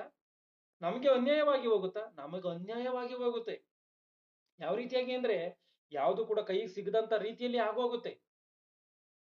ಇವತ್ತು ಯಾವ್ದೋ ಒಬ್ಬ ವ್ಯಕ್ತಿ ಏನೋ ಒಂದು ಆತನ ಮಕ್ಕಳ ಮದುವೆಗೋಸ್ಕರನೋ ಇಲ್ಲ ಇನ್ನೊಂದಕ್ಕೂ ಮತ್ತೊಂದಕ್ಕೂ ಏನೋ ಒಂದು ಕಾರಣಕ್ಕೋಸ್ಕರ ಎಷ್ಟೋ ಕಷ್ಟಪಟ್ಟು ಎಷ್ಟೋ ವರ್ಷಗಳು ದುಡ್ಡನ್ನ ಕೂಡಿಸಿ ಬ್ಯಾಂಕಲ್ಲಿ ಇಟ್ಟಿರ್ತಾನೆ ಅಂದ್ಕೊಳ್ಳಿ. ಆತನೊಂದು ವೇಳೆ ಆ ದುಡ್ಡನ್ನ ತೆಗೆದುಕೊಂಡು ಬ್ಯಾಂಕಿಂದ ಈಚೆ ಬರುವಂತ ಸಮಯದಲ್ಲಿ ಯಾರೋ ಕಳ್ಳನ ಕಿತ್ಕೊಂಡು ಹೋದ್ರೆ ಇಂತ ಒಂದು ಇನ್ಸಿಡೆಂಟ್ಗಳು ಎಷ್ಟೋ ನಡೆದಿದೆ. ಕಳ್ಳನ ಕಿತ್ಕೊಂಡು ಹೋದ್ರೆ ಅದು ಆತನಿಗೆ ಅನ್ಯಾಯನ? ಆತನಿಗೆ ಅನ್ಯಾಯವಾಗಿ ಹೋಗ್ತದೆ. ಅಂದ್ರೆ ಆಲೋಚನೆ ಮಾಡಿ, ದುಡ್ಡನ್ನ ನ್ಯಾಯವಾಗಿ ಸಂಪಾದನೆ ಮಾಡಿದ್ರು ಕೂಡ ಅನ್ಯಾಯವಾಗಿ ಸಂಪಾದನೆ ಮಾಡಿದ್ರು ಕೂಡ ಆ ಒಂದು ಹಣ ಎನ್ನುವಂಥದ್ದು ಅನ್ಯಾಯವನ್ನ ಮಾಡುತ್ತೆ ಎನ್ನುವಂಥದ್ದನ್ನ ಖಚಿತವಾಗಿ ನಾವು ಅರ್ಥ ಮಾಡಿಕೊಳ್ಬೇಕು. ಅನ್ಯಾಯವನ್ನ ಮಾಡುತ್ತೆ. ಯಾವ ರೀತಿಯಾಗಿ ಅನ್ಯಾಯ ಮಾಡುತ್ತೆ? ಯಾಕೋಬನ ಗ್ರಂಥ 5ನೇ ಅಧ್ಯಾಯ 4ನೇ ವಚನವನ್ನ ನೋಡಿ. ಯಾಕೋಬನ ಗ್ರಂಥ 5ನೇ ಅಧ್ಯಾಯ 4ನೇ ವಚನವನ್ನ. ನಿಮ್ಮ ಹೊಲಗಳನ್ನು ಕೊಯ್ದವರ ಕೂಲಿಯನ್ನು ನೀವು ಅನ್ಯಾಯವಾಗಿ ಹಿಡಿದಿಟ್ಟುಕೊಂಡಿದ್ದೀರಿ. ಅಗೋ, ಆ ಕೂಲಿ ನಿಮ್ಮ ಮೇಲೆ ಕೂಗಿಕೊಳ್ಳುತ್ತದೆ ಮತ್ತು ಕುಯ್ದವರ ಕೂಗು ಸಕಲ ಸೇನಾಧಿಪತಿಯಾಗಿರುವ ಕರ್ತನ ಕಿವಿಗಳಲ್ಲಿ ಬಿದ್ದಿದೆ. ಭೂಲೋಕದಲ್ಲಿ ನೀವು ಅತಿ ಭೋಗಿಗಳಾಗಿ ಬದುಕಿ ಮನಸ್ಸು ಬಂದಂತೆ ನಡೆದುಕೊಂಡಿದ್ದೀರಿ. ಅಂದ್ರೆ ಕುಯ್ದವಂತವರ ಕೂಲಿ ಮೊರೆ ಇಡ್ತಾ ಇದೆಯಂತೆ. ಆಲೋಚನೆ ಮಾಡಿ, ದುಡ್ಡು ಎನ್ನುವಂಥದ್ದು ಯಾವ ರೀತಿಯಾಗಿ ಮನುಷ್ಯನಿಗೆ ಕೇಡನ್ನು ಮಾಡುತ್ತೋ ಅಂತಾನ. ಹಣದಾಸೆ ಎನ್ನುವಂಥದ್ದು ಮನುಷ್ಯನಿಗೆ ಎಷ್ಟು ಮಟ್ಟಿಗೆ ಕೇಡನ್ನು ಮಾಡುತ್ತೋ ಅಂತಾನ. 1 ತಿಮೋಥೆ 6:6 ಏನಿದೆ ಅಂತ ಅಂದ್ರೆ, ಹಣದಾಸೆ ಸಕಲ ವಿಧವಾದಂತ ಕೆಟ್ಟತನಕ್ಕೆ ಮೂಲವಾಗಿದೆ ಎಂಬುದಾಗಿದೆ. ಅಂದ್ರೆ ದುಡ್ಡಿನ ಮೇಲೆ ಆಸೆ ಪಡುವಂತವನು ಸಕಲ ವಿಧವಾದಂತ ಕೆಟ್ಟತನಕ್ಕೆ ಕಾರಣ ಅಂತದ್ದು ಹಣದಾಸೆ ಎನ್ನುವಂಥದ್ದು. ಯಾವುದೇ ಕಾರಣಕ್ಕೂ ಕೂಡ ಹಣದ ಆಸೆಗೆ ಮನುಷ್ಯನು ಒಳಪಡಬಾರದು. ಯಾವುದೇ ಕಾರಣಕ್ಕೂ ಕೂಡ, ಎಂತ ಸಮಯದಲ್ಲೂ ಕೂಡ. ಅಂದ್ರೆ ದುಡಿಬಾರ್ದ ಅಂತ ಅಲ್ಲ ನಾನು ದುಡಿಬಾರದು ಅಂತ ಹೇಳಿ ನಾನು ಹೇಳ್ತಾ ಇಲ್ಲ. ದುಡಿಬೇಕು, ಏನೇ ಮಾಡ್ಬೇಕು, ಸಂಪಾದನೆ ಮಾಡ್ಬೇಕು. ಆದ್ರೆ ಇದೆಲ್ಲವೂ ಕೂಡ ದೇವರ ರಾಜ್ಯಕ್ಕೋಸ್ಕರ, ದೇವರ ನೀತಿಗೋಸ್ಕರ ಅಂತ ಮಾತ್ರವೇ ನಮ್ಮ ಆಲೋಚನೆ ಇರಬೇಕೇ ಹೊರತು ಯಾವುದೇ ಕಾರಣಕ್ಕೂ ನಮ್ಮ ಸ್ವಇಚ್ಛೆಗೋಸ್ಕರವೋ ನಮ್ಮ ಸುಖವಾದಂತ ಜೀವಿತಕ್ಕೋಸ್ಕರವೋ ಇರಬಾರ್ದು. ಒಂದ್ಸರಿ ಯೇಸು ಕ್ರಿಸ್ತನೊಂದು ವಿಷಯವನ್ನ ಹೇಳ್ತಾನೆ. ಒಬ್ಬ ಮನುಷ್ಯನು ಅವನ ಭೂಮಿ ಚೆನ್ನಾಗಿ ಬೆಳೀತಂತೆ. ಆತನು ಆಲೋಚನೆ ಮಾಡಿದಂತ ಒಂದು ಸಾರಿ, ನನಗೇನ್ ಮಾಡ್ಲಿ, ಇಷ್ಟೊಂದು ಎಲ್ಲ ರೇಷನ್ ಅಲ್ಲೇ ಬೆಳೆದೈತೆ ಅಂತ ಹೇಳ್ಬಿಟ್ಟು ಆತನು ತನ್ನ ಜೀವಕ್ಕೆ ಹೇಳಿದಂತೆ, ಜೀವಾತ್ಮವೇ, ಅನೇಕ ವರ್ಷಗಳಿಗೆ ಬೇಕಾದಂತ ಸರಕು ನಿನಗೆ ಬಿದ್ದೈತೆ, ನೀನು ವಿಶ್ರಮಿಸ್ಕೋ, ಕುಡಿ, ಸುಖ ಪಡು ಎಂಬುದಾಗಿ. ಆದ್ರೆ ಅಲ್ಲಿ ಏನ್ ಹೇಳ್ತದೆ ಅಂದ್ರೆ ವಾಕ್ಯ, ಈ ರಾತ್ರಿಯೇ ನಿನ್ನ ಪ್ರಾಣವನ್ನ ನಿನ್ನ ಕಡೆಯಿಂದ ಕೇಳುವರು ಎಂಬುದಾಗಿ. ಅಂದ್ರೆ ಒಬ್ಬ ಮನುಷ್ಯನು ಸುಖವಾಗಿ ಬದುಕಬೇಕು ಅಂತ ಹೇಳಿ ಆಲೋಚನೆ ಮಾಡಿಕೊಂಡಂತವನ ಆಲೋಚನೆ ವ್ಯರ್ಥವನ್ನ ಮಾಡ್ತದೆ ದೇವ್ರು. ಅದು ವ್ಯರ್ಥವಾಗಿ ಹೋಗ್ತತೆ. ಯಾವುದೇ ಕಾರಣಕ್ಕೊಬ್ಬ ಮನುಷ್ಯನು ಸುಖದ ಅಮಲಿನಲ್ಲಿ ತೇಗುವುದಕ್ಕೋಸ್ಕರ ಈ ಭೂಮಿ ಮೇಲೆ ದೇವರು ಕಳಿಸಿಲ್ಲ. ಆ ರೀತಿಯಾಗಿ ಯಾವನು ಬದುಕಿದ್ರು ಕೂಡ ಆತನ ಅಂತ್ಯ ಆಗಿ ಹೋಗುತ್ತೆ. ಆ ರೀತಿಯಾಗಿ ಬದುಕಬೇಕು ಅನ್ನುವಂತ ಆಲೋಚನೆ ಮಾಡುವಂಥದ್ದು ಕೂಡ ತಪ್ಪು. ಯಾಕಂದ್ರೆ ಚರಿತ್ರೆಯಲ್ಲಿ ನಡೆದಿರುವಂತ ಒಂದೊಂದು ಸತ್ಯಗಳು ಕೂಡ ಏನ್ ಹೇಳುತ್ತೆ ಅಂದ್ರೆ, ದೇವರಿಗೋಸ್ಕರ ಬದುಕಿದಂತವರೆಲ್ಲರೂ ಕೂಡ ಭಯಂಕರವಾದಂತ ಹಿಂಸೆಗೊಳಗಾಗಿದ್ದಾರೆ. ದೇವರಿಗೋಸ್ಕರ ಬದುಕಿದಂತವರೆಲ್ಲರೂ ಕೂಡ ಭಯಂಕರವಾದಂತ ಕೇಡುಗಳಲ್ಲಿ ಹಿಂಸಿಸಲ್ಪಟ್ಟು ಕೊನೆದಾಗಿ ಸತ್ತೋಗಿದ್ದಾರೆ. ಇದು ಚರಿತ್ರೆ ಹೇಳಿರುವಂತ ನಿಜ. ಇದು ದೇವರು ಬರೆಸಿಕೊಟ್ಟಿರುವಂತ ಬೈಬಲ್ ಅಲ್ಲಿರುವಂತ ಸತ್ಯವೂ ಇದು. ಯಾವುದೇ ಕಾರಣಕ್ಕೂ ಸುಳ್ಳಲ್ಲ. ಇವತ್ತು ನಾನೇ ಯೇಸು ಕ್ರಿಸ್ತ ನಂಬ್ಕೊಂಡಿದ್ದೀನಿ, ನಾನು ಸುಖವಾಗಿ ಬದುಕ್ತಾ ಇದ್ದೀನಿ ಅಂದ್ರೆ ಅವನು ಕೇಡಿನ ಮಾರ್ಗದಲ್ಲಿ ಇದ್ದಾನೆ ಅಂತ ಹೇಳಿ ಚೆನ್ನಾಗಿ ನಾವು ಅರ್ಥ ಮಾಡಿಕೊಳ್ಬೇಕು. ಆಲೋಚನೆ ಮಾಡಿ, ಕುಯ್ದಂತವರ ಕೂಗು ದೇವರ ಕಿವಿಗೆ ಮುಟ್ತಾ ಇದೆ ಅಂತೆ. ಅಂದ್ರೆ ಹಣ ಎನ್ನುವಂಥದ್ದು ಯಾವ ಮನುಷ್ಯನಲ್ಲಿ ಇದ್ರೂ ಕೂಡ ಆ ಮನುಷ್ಯನಿಗೆ ಅನ್ಯಾಯವನ್ನ ಮಾಡುತ್ತಾ ಅಂತ ಹೇಳಿದ್ರು, ಅನ್ಯಾಯವನ್ನ ಮಾಡುತ್ತೆ. ಹಣದಾಸೆಯಿಂದ ಒಂದ್ ವೇಳೆ ಆತನು ಕುಯ್ದಂತವ್ರ ಕೂಲಿಯನ್ನ ಅಂದ್ರೆ ಕಷ್ಟಪಟ್ಟು ಕೆಲಸ ಮಾಡಿದಂತವ್ರಿಗೆ ಕೂಲಿಯನ್ನ ಕೊಡದೆ ನಮ್ಮ ಹಿಡಿದಿಟ್ಕೊಂಡಿದೀವ, ಅದು ದೇವ್ರನ್ನ ಮೊರೆ ಇಡ್ತಾ ಇದೆಯಂತೆ. ಸ್ವಾಮಿ, ನಾನು ಅವನ ಬಳಿಗೆ ಸೇರ್ಬೇಕಾಯ್ತು, ಆದ್ರೆ ಇವನೇ ಇಟ್ಕೊಂಡಿದ್ದಾನೆ ನನ್ನನ್ನ. ಅಂದ್ರೆ ಆತನ ದೇವರ ಕೈ ಸಿಕ್ಕಿ ಬಿದ್ದ. ಹಣದ ಮೇಲೆ ಆಸೆ ಇಡುವಂಥದ್ದು ಎಷ್ಟರ ಮಟ್ಟಿಗೆ ಕೇಡೋ ನೋಡ್ರಿ ಒಂದ್ಸರಿ. ಕೊಯ್ದವರ ಕೂಗು ಸಕಲ ಸೇನಾಧಿಪತಿಯಾಗಿರುವ ಕರ್ತನ ಕಿವಿಗಳಲ್ಲಿ ಬಿದ್ದಿದೆ. ಭೂಲೋಕದಲ್ಲಿ ನೀವು ಅತಿ ಭೋಗಿಗಳಾಗಿ ಬದುಕಿ ಮನಸ್ಸು ಬಂದಂತೆ ನಡೆದುಕೊಂಡಿದ್ದೀರಿ. ಪದೇ ದಿವಸ ಬಂದರೂ ನಿಮ್ಮನ್ನ ಕೊಬ್ಬಿಸಿಕೊಂಡಿದ್ದೀರಿ. ಅಂದ್ರೆ ಯಾವುದೇ ಕಾರಣಕ್ಕೊಬ್ಬ ಮನುಷ್ಯನು ಅತಿ ಸುಖಭೋಗದಿಂದ ಬದುಕುವಂತದ್ದಲ್ಲ. ಈ ಭೂಮಿ ಮೇಲೆ ಆ ದೇವರ ಕೆಲಸವನ್ನು ಮಾಡೋದಕ್ಕೋಸ್ಕರವೇ ಈ ಅವಯವಗಳು, ಆ ದೇವರ ಕೆಲಸವನ್ನು ಮಾಡೋದಕ್ಕೋಸ್ಕರವೇ ಈ ಪ್ರಕೃತಿ, ಆ ದೇವರ ಕೆಲಸವನ್ನು ಮಾಡೋದಕ್ಕೋಸ್ಕರವೇ ಇವತ್ತಿನವರೆಗೂ ಕೂಡ ನಾವು ಉಸಿರಾಡ್ತಾ ಇದ್ದೀವಿ. ಇವತ್ತು ಪ್ರತಿಯೊಬ್ಬ ಮನುಷ್ಯನು ಕೂಡ ಇವತ್ತು ನಾವ್ ಯಾಕೆ ಸತ್ತಿಲ್ಲ? ಕೊರೋನಾ ಟೈಮಲ್ಲಿ ಎಷ್ಟೋ ಜನ ಸತ್ತೋದ್ರು. ಎಷ್ಟೋ ಜನ ಒಂದು ದಿನಕ್ಕೆ ಎಷ್ಟೋ ಜನಗಳು ಸಾಯ್ತಾವ್ರೆ. ಅಷ್ಟು ಜನಗಳು ಸತ್ರು ಕೂಡ ನಾವೇನಕ್ಕೆ ಜೀವಂತವಾಗಿದ್ದೀವಿ? ಇವತ್ತು 800 ಕೋಟಿ ಮನುಷ್ಯರಲ್ಲಿ ಎಷ್ಟೋ ಜನ ಸತ್ರು ಕೂಡ ಎಷ್ಟೋ ಜನಗಳು ಏನಕ್ಕೋಸ್ಕರ ಜೀವಂತವಾಗಿದ್ದಾರೆ? ನಾವು ಜೀವಂತವಾಗಿ ಉಸಿರಾಡ್ತಾ ಇದ್ದೀವಿ ಅಂದ್ರೆ ಆ ದೇವರ ಕೆಲಸ ಇದೆ, ಅದಕ್ಕೋಸ್ಕರವೇ ನಾವು ಉಸಿರಾಡ್ತಾ ಇದೀವಿ, ಅದಕ್ಕೋಸ್ಕರ ನಾವು ಬದುಕಿದೀವಿ. ಒಂದ್ ವೇಳೆ ದೇವರ ಕೆಲಸ ಇಲ್ಲ ಅಂದ್ಕೊಳ್ಳಿ, ದೇವರ ಕೆಲಸ ಮುಗಿದೋಯ್ತು ಅಂದ್ಕೊಳ್ಳಿ, ದೇವ್ರು ನಮ್ಮನ್ನ ಈ ಭೂಮಿ ಮೇಲಿಂದ ತೆಗಿತಾನೆ. ಅದು ರೋಗಗಳ ಮೂಲಕವಾಗಿ ಆಗಿರ್ಬೋದು, ಯಾವುದರ ಮೂಲಕವಾಗಿ ಆಗಿರ್ಬೋದು, ಯಾವುದೋ ಒಂದು ಮಾರ್ಗದ ಮೂಲಕವಾಗಿ ದೇವರು ನಮ್ಮನ್ನ ತೆಗಿತಾನೆ. ಅದು ಆಕ್ಸಿಡೆಂಟ್ ಮೂಲಕವಾಗಿ, ರೋಗದ ಮೂಲಕವಾಗಿ, ಇಲ್ಲ ಕೊಲೆ ಮೂಲಕವಾಗಿಯೋ, ಇಲ್ಲ ಏನೋ ಒಂದು ಮೂಲಕವಾಗಿ ದೇವರು ನಮ್ಮನ್ನ ತೆಗಿತಾನೆ. ಅದು ನಮ್ಮ ತೆಗೆದ ಉಳಿಸಿದಾನೆ ಅಂತ ಅಂದ್ರೆ ಆ ದೇವರ ಕೆಲಸ ಇದೆ, ಆ ದೇವರ ಕೆಲಸವನ್ನು ಮಾಡಬೇಕು ಅನ್ನುವಂತ ಕಾರಣಕ್ಕೋಸ್ಕರವೇನೆ ಉಳಿಸಿದಾನೆ. ಆದ್ರಿಂದ ಚೆನ್ನಾಗಿ ನಾವು ಅರ್ಥ ಮಾಡಿಕೊಂಡು ಆ ದೇವರಿಗೋಸ್ಕರ ಬದುಕಬೇಕು. ದುಡ್ಡು ಎನ್ನುವಂಥದ್ದು ಇನ್ನೂ ಎಷ್ಟು ಕ್ರೂರವಾದಂಥದ್ದು. ಒಂದ್ಸರಿ ಜ್ಞಾನೋಕ್ತಿಗಳ ಗ್ರಂಥವನ್ನ ತೆಗಿರಿ. ಜ್ಞಾನೋಕ್ತಿಗಳ ಗ್ರಂಥ 23ನೇ ಅಧ್ಯಾಯ.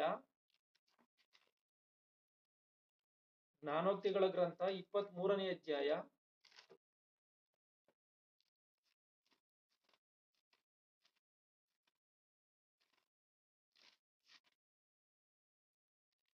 ನಾಲ್ಕನೇ ವಚನ 5ನೇ ವಚನವನ್ನು ನೋಡಿ.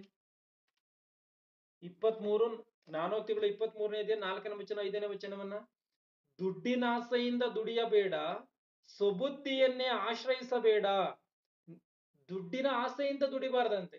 ಮತ್ತೆ ಇನ್ನೇನಕ್ಕೋಸ್ಕರ ದುಡಿತಾರೆ? ಪ್ರತಿಯೊಬ್ಬ ಮನುಷ್ಯನು ಕೂಡ ಇವತ್ತು ಭೂಮಿ ಮೇಲೆ ದುಡಿತಾವನೆ ಅಂದ್ರೆ ಅವನು ದುಡ್ಡಿಗೋಸ್ಕರ ತಾನೇ ದುಡಿತಾನೆ.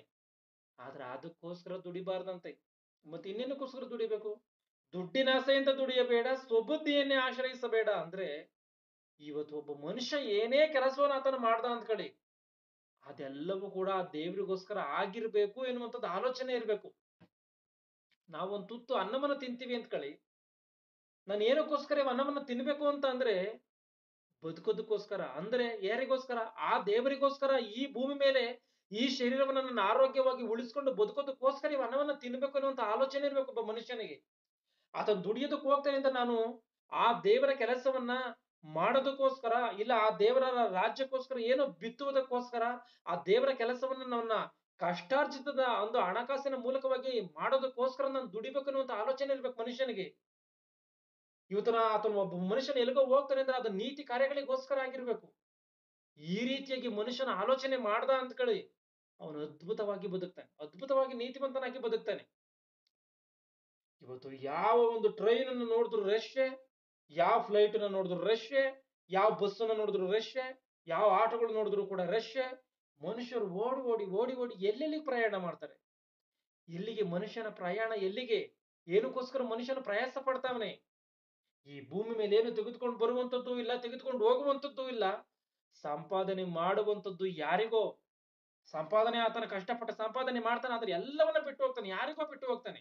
ಆ ನಾಳೆ ದಿನ ಆ ಮಕ್ಕಳುಗಳು, ಅವನಿಗೆ ಬಂದಂತ ಮಕ್ಕಳುಗಳು ಯಾರಿಗೆ ಎಣ್ಣೆ ಕುಡಿಯೋದಕ್ಕೋಸ್ಕರ ಮಾರ್ಕೊಂತಾರೋ, ಇಲ್ಲ ಕೆಟ್ಟ ಸಹವಾಸಕ್ಕೋಸ್ಕರ ಎಲ್ಲಿ ಅದನ್ನ ಹಾಳು ಮಾಡ್ತಾರೋ, ಅದು ಆತನಿಗೆ ಗೊತ್ತೇ ಇಲ್ಲ. ಆದ್ರೂ ಕೂಡ ಸಂಪಾದನೆ ಮಾಡ್ಬೇಕು, ಸಂಪಾದನೆ ಮಾಡ್ಬೇಕು. ಕೊಟ್ಟಂತ ಇವೆಲ್ಲವನ್ನ ಸೃಷ್ಟಿ ಮಾಡಿ ಕೊಟ್ಟಿರುವಂತ ದೇವರ ಬಗ್ಗೆ ಆಲೋಚನೆ ಮಾಡದೆ ಇಂಥ ಕಾರ್ಯಗಳಿಗೋಸ್ಕರ ಆಲೋಚನೆ ಮಾಡ್ತಾ ಬದುಕುವಂತ ಮನುಷ್ಯನಿಗೆ ಉಳಿಯುವಂತದ್ದು ಕೊನೆದಾಗಿ ಏನ್ ಗೊತ್ತಾ? ಗಾಳಿಯನ್ನ ಹಿಂದಟ್ಟಿದಂತ ರೀತಿಯಲ್ಲಿ ಅಂತ ಹೇಳಿ ಸೊಲೊಮೋನನ ಜ್ಞಾನಿಯಾದಂತ ಸೊಲೊಮೋನನ್ ಹೇಳ್ತಾನಲ್ಲ ಪ್ರಸಂಗಿ ಗ್ರಂಥದಲ್ಲಿ, ಆ ರೀತಿಯಾಗಿ ವ್ಯರ್ಥ, ಏನು ಪ್ರಯೋಜನ ಇಲ್ಲ. ಅವನು ಯಾವ ರೀತಿಯಾಗಿ ಬಂದ ಬರೇ ಕೈಲಿ ಆ ರೀತಿಯಾಗಿನೇ ಹೋಗ್ಬೇಕು. ಕೊನೆಯದಾಗಿ ದೇವರೇ ದಿಕ್ಕು, ದೇವರೇ ದಿಕ್ಕು. ಆತನ ಹಿಂದೆ ಹೋಗುವಂತದ್ದು ಒಂದಿದೆ. ಅದೇನು ಅಂದ್ರೆ ಆತನು ಮಾಡಿದಂತ ಸುಕೃತ್ಯಗಳು. ಗಮನಿಸಿ, ಇಲ್ಲಿ 23 ಜ್ಞಾನೋಕ್ತಿಗಳು 23:4 ದುಡ್ಡಿನ ಆಸೆಯಿಂದ ದುಡಿಯಬೇಡ, ಸುಬುದ್ಧಿಯನ್ನೇ ಆಶ್ರಯಿಸಬೇಡ.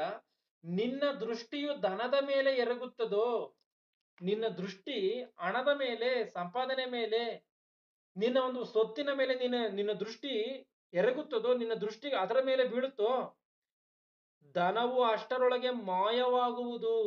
ಧನವು ಅಷ್ಟರೊಳಗೆ ಮಾಯವಾಗುವುದು. ಆಕಾಶದ ಕಡೆಗೆ ಹಾರುವ ಹದ್ದಿನಂತೆ ಅದು ರೆಕ್ಕೆಗಳನ್ನ ಕಟ್ಟಿಕೊಂಡಿದೆ. ದೇವ್ರು ಈ ಹಣವನ್ನ ಹದ್ದಿಗೆ ಹೋಲಿಸಿ ಮಾತನಾಡ್ತಾ ಇದೆ. ಹದ್ದಿನ ರೀತಿಯಲ್ಲಿ ಅಂತ. ಅಂದ್ರೆ ಹದ್ದು ಅಷ್ಟು ಸ್ಪೀಡ್ ಆಗಿ ಹಾರುತ್ತಾ? ಅಷ್ಟು ಸ್ಪೀಡ್ ಆಗಿ ಹಾರುತ್ತೆ. ಇವತ್ತು ಈ ಪ್ರಪಂಚದಲ್ಲಿ ದೊಡ್ಡ ನಂಬರ್ 1 ಶ್ರೀಮಂತ ಯಾರು ಅಂತಂದ್ರೆ ಯಾರೋ ಒಬ್ಬ ಇರ್ತಾನೆ. ಮುಂದಿನ ವರ್ಷ ನೋಡಿದ್ರೆ ಆತನೆಲ್ಲ ಇನ್ನೊಬ್ಬನಿರ್ತಾನೆ. ಇನ್ನೊಂದು ವರ್ಷ ನೋಡಿದ್ರೆ ಆತನೆಲ್ಲ ಇನ್ನೊಬ್ಬ ಇರ್ತಾನೆ. ಒಂದ್ ಸಮಯದಲ್ಲಿ ಎಲನ್ ಮಸ್ಕ್ ಇರ್ತಾನೆ, ಇನ್ನೊಬ್ಬ ಸಮಯದಲ್ಲಿ ಇನ್ನೊಬ್ಬ ಇರ್ತಾನೆ, ಮತ್ತೊಬ್ಬ ಇರ್ತಾನೆ. ಯಾಕೆ ಇವನೊಬ್ಬ ಅವನೊಬ್ಬ ಇವನೇ ಒಬ್ಬ ಯಾಕೆ ಶಾಶ್ವತವಾಗಿ ಇವನೇ ಪ್ರಪಂಚಕ್ಕೆಲ್ಲ ಶ್ರೀಮಂತ ಅಂತ ಹೇಳಿ ಇಲ್ಲ?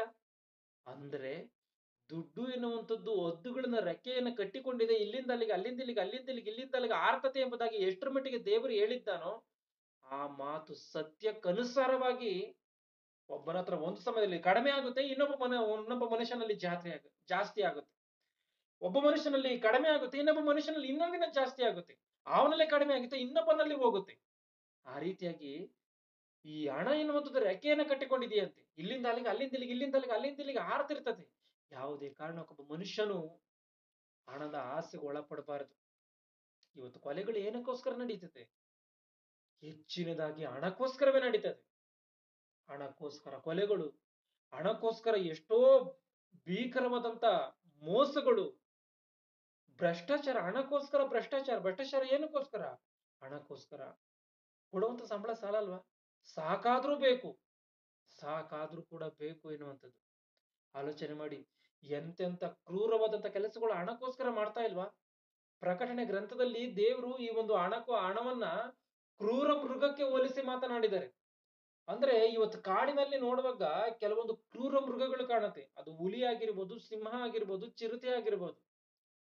ಇವು ಎಂತ ಒಂದು ಸಸ್ಯಾಹಾರಿ ಪ್ರಾಣಿಗಳನ್ನ, ಅದು ಚಿಕ್ಕ ಮರಿನ, ಇಲ್ಲ ದೊಡ್ಡದ, ಇಲ್ಲ ಅದೇನಾದ್ರೂ ಹೆಣ್ಣ, ಇಲ್ಲ ಗಂಡ, ಅದು ವಯಸ್ಸಾಗಿದ್ಯಾ, ಇಲ್ಲ ಅದು ಶಕ್ತಿ ಇದೆಯಾ, ಇದ್ಯಾವ್ದಾದ್ರು ನೋಡುತ್ತಾ?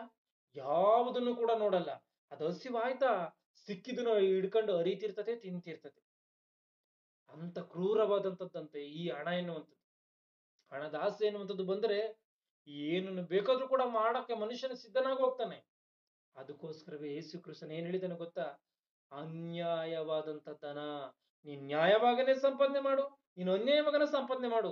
ಹಣ ಎನ್ನುವಂಥದ್ದೇ ಅನ್ಯಾಯವಾದಂಥದ್ದು. ಯಾರ ಬಳಿಯಲ್ಲಿದ್ರೆ ಆ ಮನುಷ್ಯನ ಕೆಟ್ಟು ಹೋಗ್ತಾನೆ. ಅತಿಯಾಗಿ ಹಣ ಎನ್ನುವಂಥದ್ದು ನಮ್ಮಲ್ಲಿ ಬಂತು ಅಂತ ಕಳಿ, ದೇವರ ಮಾರ್ಗದಲ್ಲಿ ಸರಿಯಾಗಿ ನಡ್ಕೊಳ್ಳೋದಕ್ಕೆ ಕಷ್ಟ. ಈ ಸಾಮ್ಯದಲ್ಲಿ ಆತನ ಮುಂದೆ ಏನ್ ಹೇಳಿದ್ದೇನೆ? ನೀವು ದೇವರನ್ನು ಧನವನ್ನು ಸೇವಿಸಲಾರಿರಿ ಎಂಬುದಾಗಿ ಆತನ ಹೇಳಿದೆ. ಏನಕ್ಕೋಸ್ಕರ ದೇವರನ್ನ ಧನವನ್ನು ಸೇವಿಸೋದಕ್ಕೆ ಸಾಧ್ಯವಾಗಲ್ಲ? ದೇವರ ಮಾತಲ್ಲಿ ದೃಢವಾಗಿ ನಿಲ್ಲದೇ ಇರುವಂತ ಕಾರಣ ದೇವರ ದಾರಿ ಮಾರ್ಗಗಳನ್ನ ತಪ್ಪಿ ಹೋಗ್ತೀವಿ.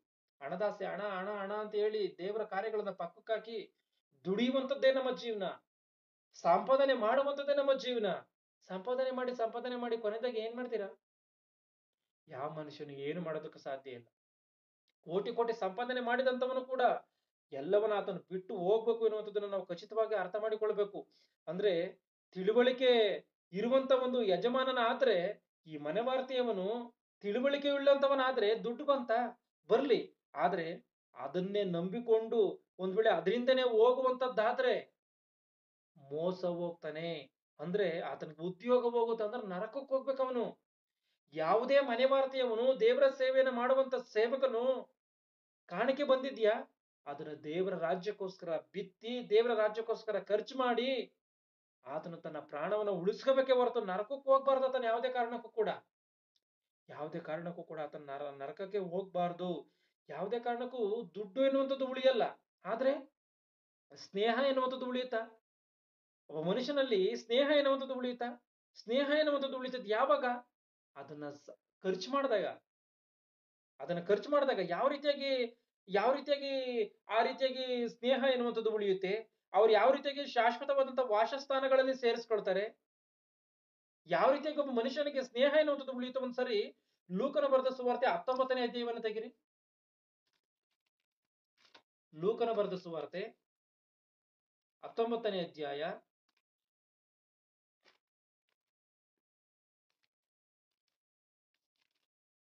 ಜಕ್ಕಾಯನ ವಿಷಯದಲ್ಲಿ 19ನೇ ಅಧ್ಯಾಯ 8ನೇ ವಚನವನ್ನ ಗಮನಿಸಿ. ಆದರೆ ಜಕ್ಕಾಯನು ಇಲ್ಲಿ ಯೇಸು ಕ್ರಿಸ್ತನು ಆತನು ಒಂದು ಜಾಗದಲ್ಲಿ ಒಂದು ದಾರಿಯಲ್ಲಿ ಹೋಗ್ತಾ ಇರ್ತಾನೆ. 1ನೇ ವಚನದಿಂದ ಅದಿದೆ, ಓದ್ತೀನಿ ನೋಡಿ. ಆತನು ಯೆರಿಕೋ ಊರನ್ನು ದಾಟಿ ಹೋಗುತ್ತಿದ್ದನು. ಅಲ್ಲಿ ಜಕ್ಕಾಯನೆಂಬ ಹೆಸರುಳ್ಳ ಒಬ್ಬ ಮನುಷ್ಯನಿದ್ದನು. ಅವನು ಸುಂಕದ ಗುತ್ತಿಗೆದಾರನು ಮತ್ತು ಐಶ್ವರ್ಯವಂತನು. ಅವನು ಯೇಸು ಎಂತವನೆಂದು ನೋಡಲು ಅಪೇಕ್ಷಿಸಿದರು. ತಾನು ಗಿಡ್ಡನಾಗಿದ್ದರಿಂದ ಜನರ ಗುಂಪಿನ ನಿಮಿತ್ತ ನೋಡಲಾರದೆ ಹೋದನು. ಆದ ಕಾರಣ ಆತನನ್ನು ನೋಡುವುದಕ್ಕಾಗಿ ಮುಂದೆ ಓಡಿ ಹೋಗಿ ಆತನು ಬರುತ್ತಿರುವ ಮಾರ್ಗದಲ್ಲಿದ್ದ ಆಲದ ಮರವನ್ನು ಹತ್ತಿದನು. ಯೇಸು ಅಲ್ಲಿಗೆ ಬಂದು ಮೇಲಕ್ಕೆ ನೋಡಿ, ಜಕ್ಕಾಯನೇ, ತಟ್ಟನೆ ಇಳಿದು ಬಾ, ನಾನು ಇವತ್ತು ನಿನ್ನ ಮನೆಯಲ್ಲಿ ಇಳಿಕೊಳ್ಳಬೇಕು ಎಂದು ಅವನಿಗೆ ಹೇಳಲು ಅವನು ತಟ್ಟನೆ ಇಳಿದು ಬಂದು ಆತನನ್ನು ಸಂತೋಷದಿಂದ ಸೇರಿಸಿಕೊಂಡನು. ಈ ಜಕ್ಕಾಯನ್ ಏನಂತೆ ಅಂದ್ರೆ, ಅವನು ಸುಂಕದ ಗುತ್ತಿಗೆದಾರನು. ಅಂದ್ರೆ ಎಷ್ಟಿತನು ಮೋಸವನ್ನ ಮಾಡಿ ಜನಗಳಿಂದ ದುಡ್ಡು ಎಳ್ದಾಕೊಂಡಿದನೋ, ನ್ಯಾಯವಾಗಿ ಎಳ್ದಾಕೊಂಡಿದನೋ, ಅನ್ಯಾಯವಾಗಿ ಎಳ್ದಾಕೊಂಡಿದನೋ, ಎಷ್ಟೋ ಎಳ್ದಾಕೊಂಡು ಈತನು ಶ್ರೀಮಂತ ಅಂತ ಹೇಳಿ ಸ್ಪಷ್ಟವಾಗಿ ಗೊತ್ತಾಗುತ್ತೆ.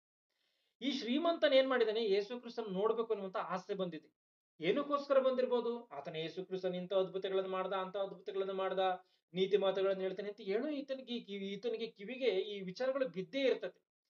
ಬಿದ್ದಿರುವಂತ ಕಾರಣವೇ ಈತನ ನೋಡೋದಕ್ಕೋಸ್ಕರ ಹೋಗಿದ್ದಾನೆ. ಈತನು ಮೋಟರ್ನಾಗಿರುವಂತ ಕಾರಣ ಜನಗಳ ನಿಮಿತ್ತ ನೋಡೋದಕ್ಕಾಗಿಲ್ಲ. ಆತದ್ರಿಂದ ಇವನು ಮರಕತ್ತಿದ್ದಾನೆ. ಯೇಸು ಕ್ರಿಸ್ತನ ಕೆಳಗಿಳಿ, ನಾನು ಇವತ್ತು ನಿಮ್ಮ ಮನೆಯಲ್ಲಿ ಬರ್ತಾ ಇದ್ದೀನಿ ಎಂಬುದಾಗಿ ಹೇಳ್ತಾನೆ. ಯೇಸು ಕ್ರಿಸ್ತನು ಆತನನ್ನ ಕರೀತಿದ್ದಂಗೆ ಆತನು ಬಂದು ಇಳಿದು ಆತನ ಸೇರಿಸಿಕೊಂಡಿದ್ದಾನೆ. 7ನೇ ವಚನವನ್ನು ಗಮನಿಸಿ. ಇದನ್ನು ನೋಡಿದವರೆಲ್ಲರೂ ಈತನು ಪಾಪಿಯಾಗಿರುವವನ ಬಳಿಯಲ್ಲಿ ಇಳಿಕೊಳ್ಳುವುದಕ್ಕೆ ಹೋಗಿದ್ದಾನೆ ಎಂದು ಗುಣುಗುಟ್ಟಿದರು. ಈತನು ಪಾಪಿಯಾಗಿರುವಂತವನ ಬಳಿಯಲ್ಲಿ ಇಳಿಕೊಳ್ಳುವುದಕ್ಕೋಸ್ಕರ ಹೋಗಿದ್ದಾನೆ ಎಂಬುದಾಗಿ ಕೆಲವರು ಗುಣುಗುಡ್ತಾ ಇದ್ದಾರೆ.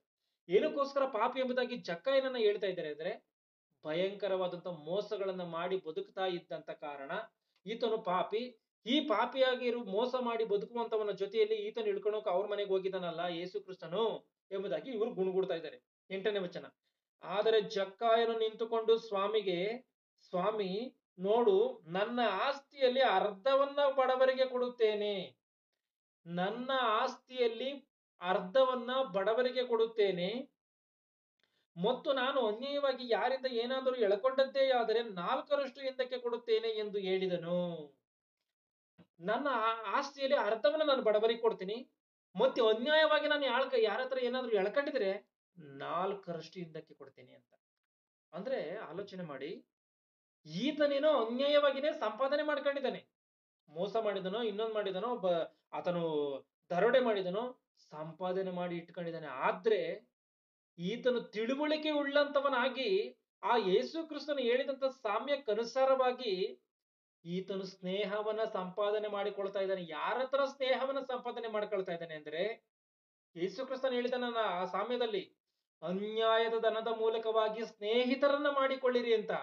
ಆ ರೀತಿಯಾಗಿ ಈ ಅನ್ಯಾಯವಾದಂತ ಈ ಧನದ ಮೂಲಕವಾಗಿನೇ ಅನ್ಯಾಯವಾಗಿ ಸಂಪಾದನೆ ಮಾಡಿಟ್ಟುಕೊಂಡಿರುವಂತ ಈ ಒಂದು ಧನದ ಮೂಲಕವಾಗಿಯೇ ಯೇಸು ಕ್ರಿಸ್ತನ ಸ್ನೇಹವನ್ನ ಸಂಪಾದನೆ ಮಾಡ್ಕೊಳ್ತಾ ಇದ್ದಾನೆ. ಯಾವ ರೀತಿಯಾಗಿ? ಬಡವರಿಗೆ ಕೊಡ್ತಾ ಇದ್ದಾನೆ ಈತನ ಸೊತ್ತಿನಲ್ಲಿ ಅರ್ಧ ಸೊತ್ತನ್ನ ಬಡವರಿಗೆ ಕೊಡ್ತಾ ಇದ್ದಾನೆ. ಅನ್ಯಾಯವಾಗಿ ಎಳ್ಕೊಂಡಿದ್ದಂತವ್ರಿಗೆ 4ರಷ್ಟು ಕೊಡ್ತಾ ಇದ್ದಾನೆ. ಯೇಸು ಕ್ರಿಸ್ತನ ಮುಂದೆ ಏನ್ ಹೇಳ್ತಾನೆ ಗಮನಿಸಿ, 9ನೇ ವಚನವನ್ನ. ಇದನ್ನು ಕೇಳಿ ಯೇಸು, ಇವತ್ತು ಈ ಮನೆಗೆ ರಕ್ಷಣೆಯಾಯಿತು,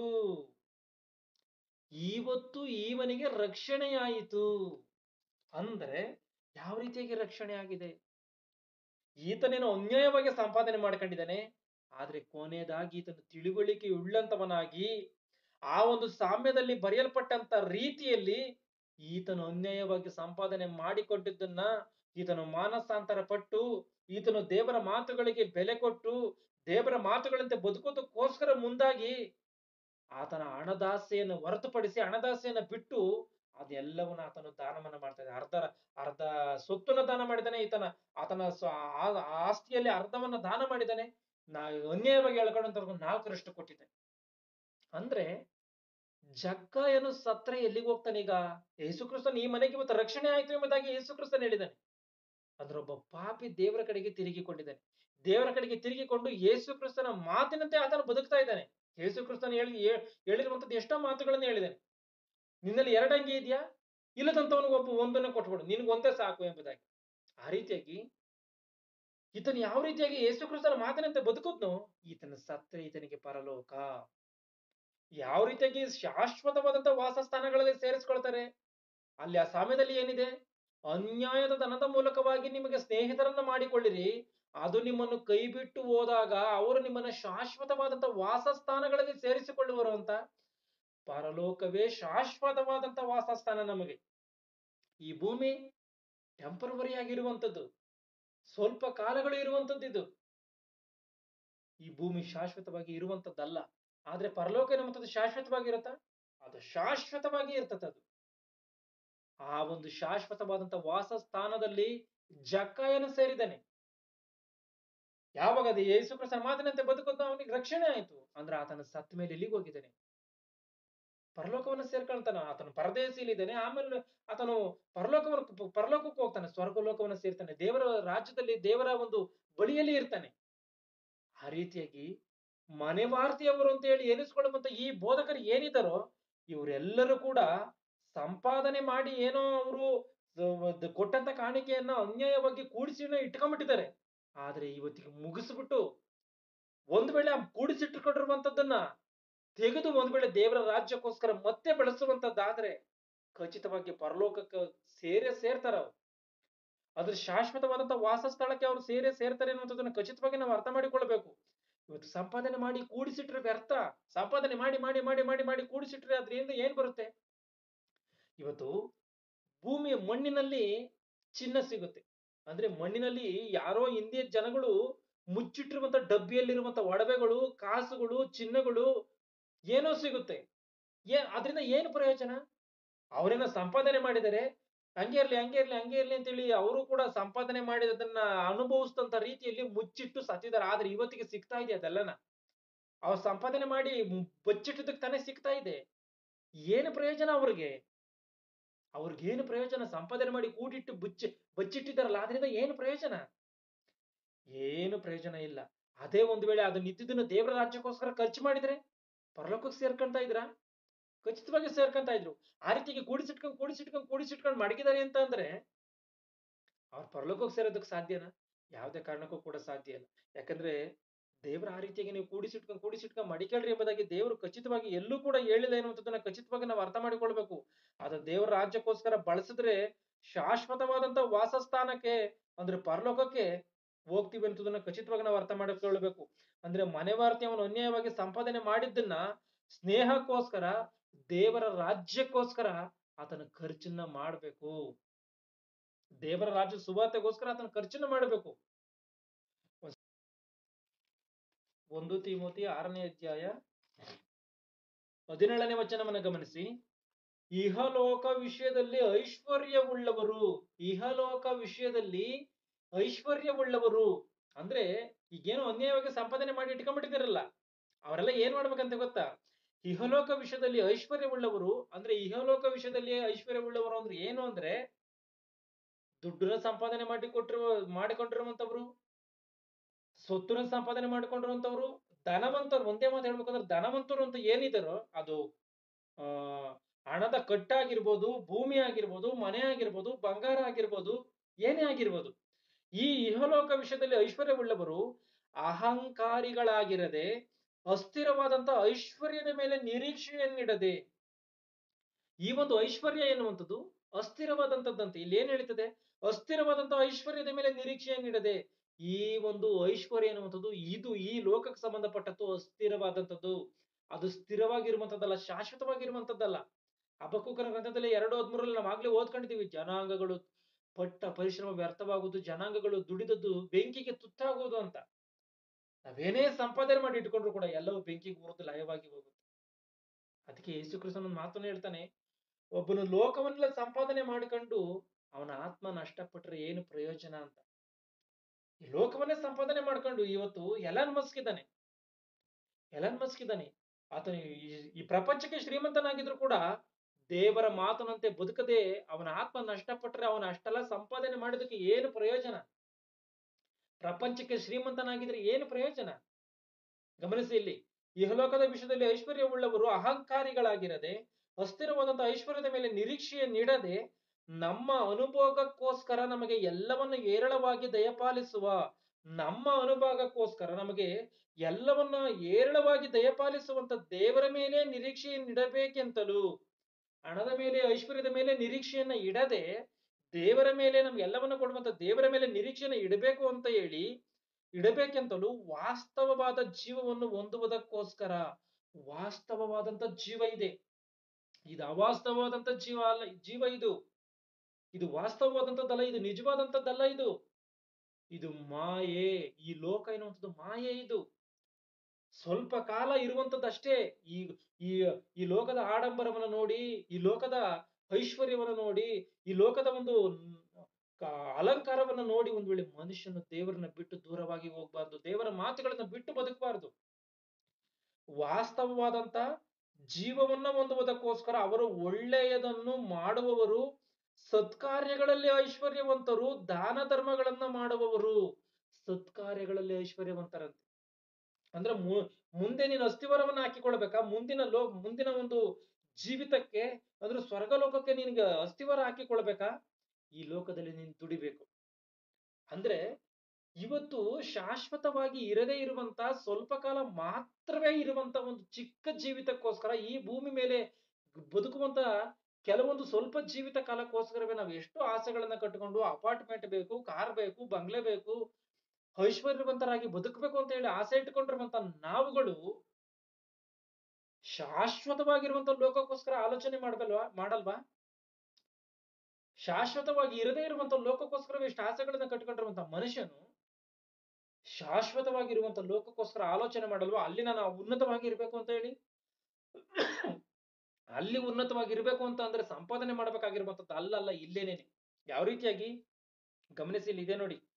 ಅವರು ಒಳ್ಳೆಯದನ್ನು ಮಾಡುವವರು, ಸತ್ಕಾರ್ಯಗಳಲ್ಲಿ ಐಶ್ವರ್ಯವಂತರು, ದಾನ ಧರ್ಮಗಳನ್ನ ಮಾಡುವವರು, ಪರೋಪಕಾರ ಮಾಡುವವರು ಆಗಿದ್ದು ಮುಂದಿನ ಕಾಲಕ್ಕೆ ಒಳ್ಳೆಯ ಅಸ್ಥಿವಾರವಾಗುವಂತವುಗಳನ್ನು ತಮಗೆ ಕೂಡಿಸಿಟ್ಟುಕೊಳ್ಳಬೇಕೆಂದು ಅವರಿಗೆ ಆಜ್ಞಾಪಿಸು. ಮುಂದಿನ ಕಾಲಕ್ಕೆ ಒಳ್ಳೆಯ ಅಸ್ಥಿವಾರವಾಗುವಂತವಳು, ಮುಂದಿನ ಒಂದು ಜೀವಿತ ಕಾಲ ಏನಿದೆಯೋ, ಆ ಪರಲೋಕದಲ್ಲಿ ಇರುವಂತ ಪರಿಸ್ಥಿತಿ ಏನಿದೆಯೋ ಅಲ್ಲಿ ಒಳ್ಳೆ ಅಸ್ಥಿವಾರ, ಒಳ್ಳೆ ಆಸ್ತಿ ಇರ್ಬೇಕು ಅಂತ ಹೇಳಿ ಆಲೋಚನೆ ಮಾಡಬೇಕು. ಯಾಕಂದ್ರೆ ಎಲ್ಲರೂ ಕೂಡ ಪರಲೋಕ ಅಂತಿದ್ದಂಗೆನೆ ಎಲ್ಲರಿಗೂ ಕೂಡ ಒಂದೇ ರೀತಿಯಾದಂತ ಪ್ರತಿಫಲ ಇಲ್ಲ. ಹೆಚ್ಚಿನದಾದಂತ ದೇವರ ಕೆಲಸವನ್ನ ಯಾರು ಮಾಡ್ಯಾರೋ ಅವ್ರಿಗೆ ಹೆಚ್ಚಿನದಾದಂತ ಪ್ರತಿಫಲ ಇದೆ ಪರಲೋಕದಲ್ಲಿ. ಈ ಭೂಮಿ ಮೇಲೆ ಹೆಚ್ಚಿನದಾದಂತ ಕೇಡನ್ನ ಮಾಡಿರುವಂತವನಿಗೆ ನರಕದಲ್ಲಿ ಹೆಚ್ಚಿನದಂತ ಶಿಕ್ಷೆ ಇರ್ತದೆ, ಕಡಿಮೆ ತಪ್ಪನ್ನ ಮಾಡಿರುವಂತವನಿಗೆ ಕಡಿಮೆ ತಪ್ಪಿರ್ತದೆ. ಆ ರೀತಿಯಾಗಿ ಪರಲೋಕದಲ್ಲಿ ಹೆಚ್ಚಿನದಾಗಿ ದೇವ್ರ ಕೆಲಸ ಮಾಡಿರುವಂತವನಿಗೆ ಹೆಚ್ಚಿನದಾಗಿ ಪ್ರತಿಫಲ, ಕಡಿಮೆಯಾಗಿ ದೇವ್ರ ಕೆಲಸ ಮಾಡಿರುವಂತವನಿಗೆ ಕಡಿಮೆಯಾಗಿ ಪ್ರತಿಫಲ ಇರ್ತದೆ ಅನ್ನುವಂಥದ್ದನ್ನ ನಾವು ಚೆನ್ನಾಗಿ ಅರ್ಥ ಮಾಡಿಕೊಳ್ಬೇಕಾಗಿರುವಂತ ವಿಚಾರ. ಇವತ್ತು ಯಾವ್ದೊಬ್ಬ ಮನುಷ್ಯನು ಕೂಡಿಸಿಟ್ಟುಕೊಳ್ಳುವಂಥದ್ದೇ ಪಾಪ. ಇದು ತಪ್ಪಿದು. ಕೂಡಿಸಿಟ್ಟುಕೊಳ್ಳುವಂಥದ್ದೇ ತಪ್ಪು. ಕೂಡಿಸಿಟ್ಟುಕೊಳ್ಳುವಂಥದ್ದು ಪಾಪ ಆಗಿರುವಂತ ಪಾಪ ಅಂದ್ರೆ ಅದನ್ನೇ ಹೆಚ್ಚಿನದಾಗಿ ಬೆಳೆಸ್ಕೊಂಡು ಹೋಗಿ ಮೂಟೆ ಕಟ್ಟಿ ಮಡಗುವಂಥದ್ದು ಇನ್ನೇ ಎಷ್ಟರ ಮಟ್ಟಿಗೆ ತಪ್ಪು. ದೇವರ ರಾಜ್ಯಕ್ಕೋಸ್ಕರ ಅದನ್ನ ಖರ್ಚು ಮಾಡದಲ್ಲಿ ಇರುವಂತದ್ದು ಇನ್ನೇ ಎಷ್ಟರ ಮಟ್ಟಿಗೆ ತಪ್ಪು. ಅನ್ಯಾಯಸ್ಥರಾದಂತ ಮನೆ ವಾರ್ತೆಯವರ ವಿಷಯದಲ್ಲಿ ಎಚ್ಚರಿಕೆಯಾಗಿರ್ಬೇಕು. ಅಂದ್ರೆ ನಾನು ಪಾಸ್ಟರ್ ಎಂಬುದಾಗಿ ಬೈಬಲ್ನ ಹಿಡ್ಕೊಂಡವರಲ್ಲ, ಅಂತವ್ರ ವಿಷಯದಲ್ಲಿ ಎಚ್ಚರಿಕೆಯಿಂದ ಇರಬೇಕು ಅನ್ನೋದನ್ನ ಖಚಿತವಾಗಿ ನಾವು ಅರ್ಥ ಮಾಡಿಕೊಳ್ಬೇಕಾಗಿರುವಂತ ವಿಚಾರ. ದೇವರ ಹೆಸರಿನಲ್ಲಿ ಸಂಪಾದನೆ ಮಾಡಿ ಕೂಡಿಟ್ಕೊಂಡಿರುವಂತ ಒಂದು ಹಣವನ್ನ ದೇವರ ರಾಜ್ಯಕ್ಕೋಸ್ಕರ, ಸುವಾರ್ತೆ ಕಾರ್ಯಕ್ರಮಕ್ಕೋಸ್ಕರ ಒಂದು ವೇಳೆ ಅದನ್ನು ತೆಗೆದು ಅದನ್ನ ಬಳಸಿ ಖರ್ಚು ಮಾಡ್ದಲೇ ಇದ್ರೆ ದುರ್ಗತಿ. ಆ ದುರ್ಗತಿ ಯಾವ ರೀತಿಯಾಗನ ಬರ್ಬೋದು.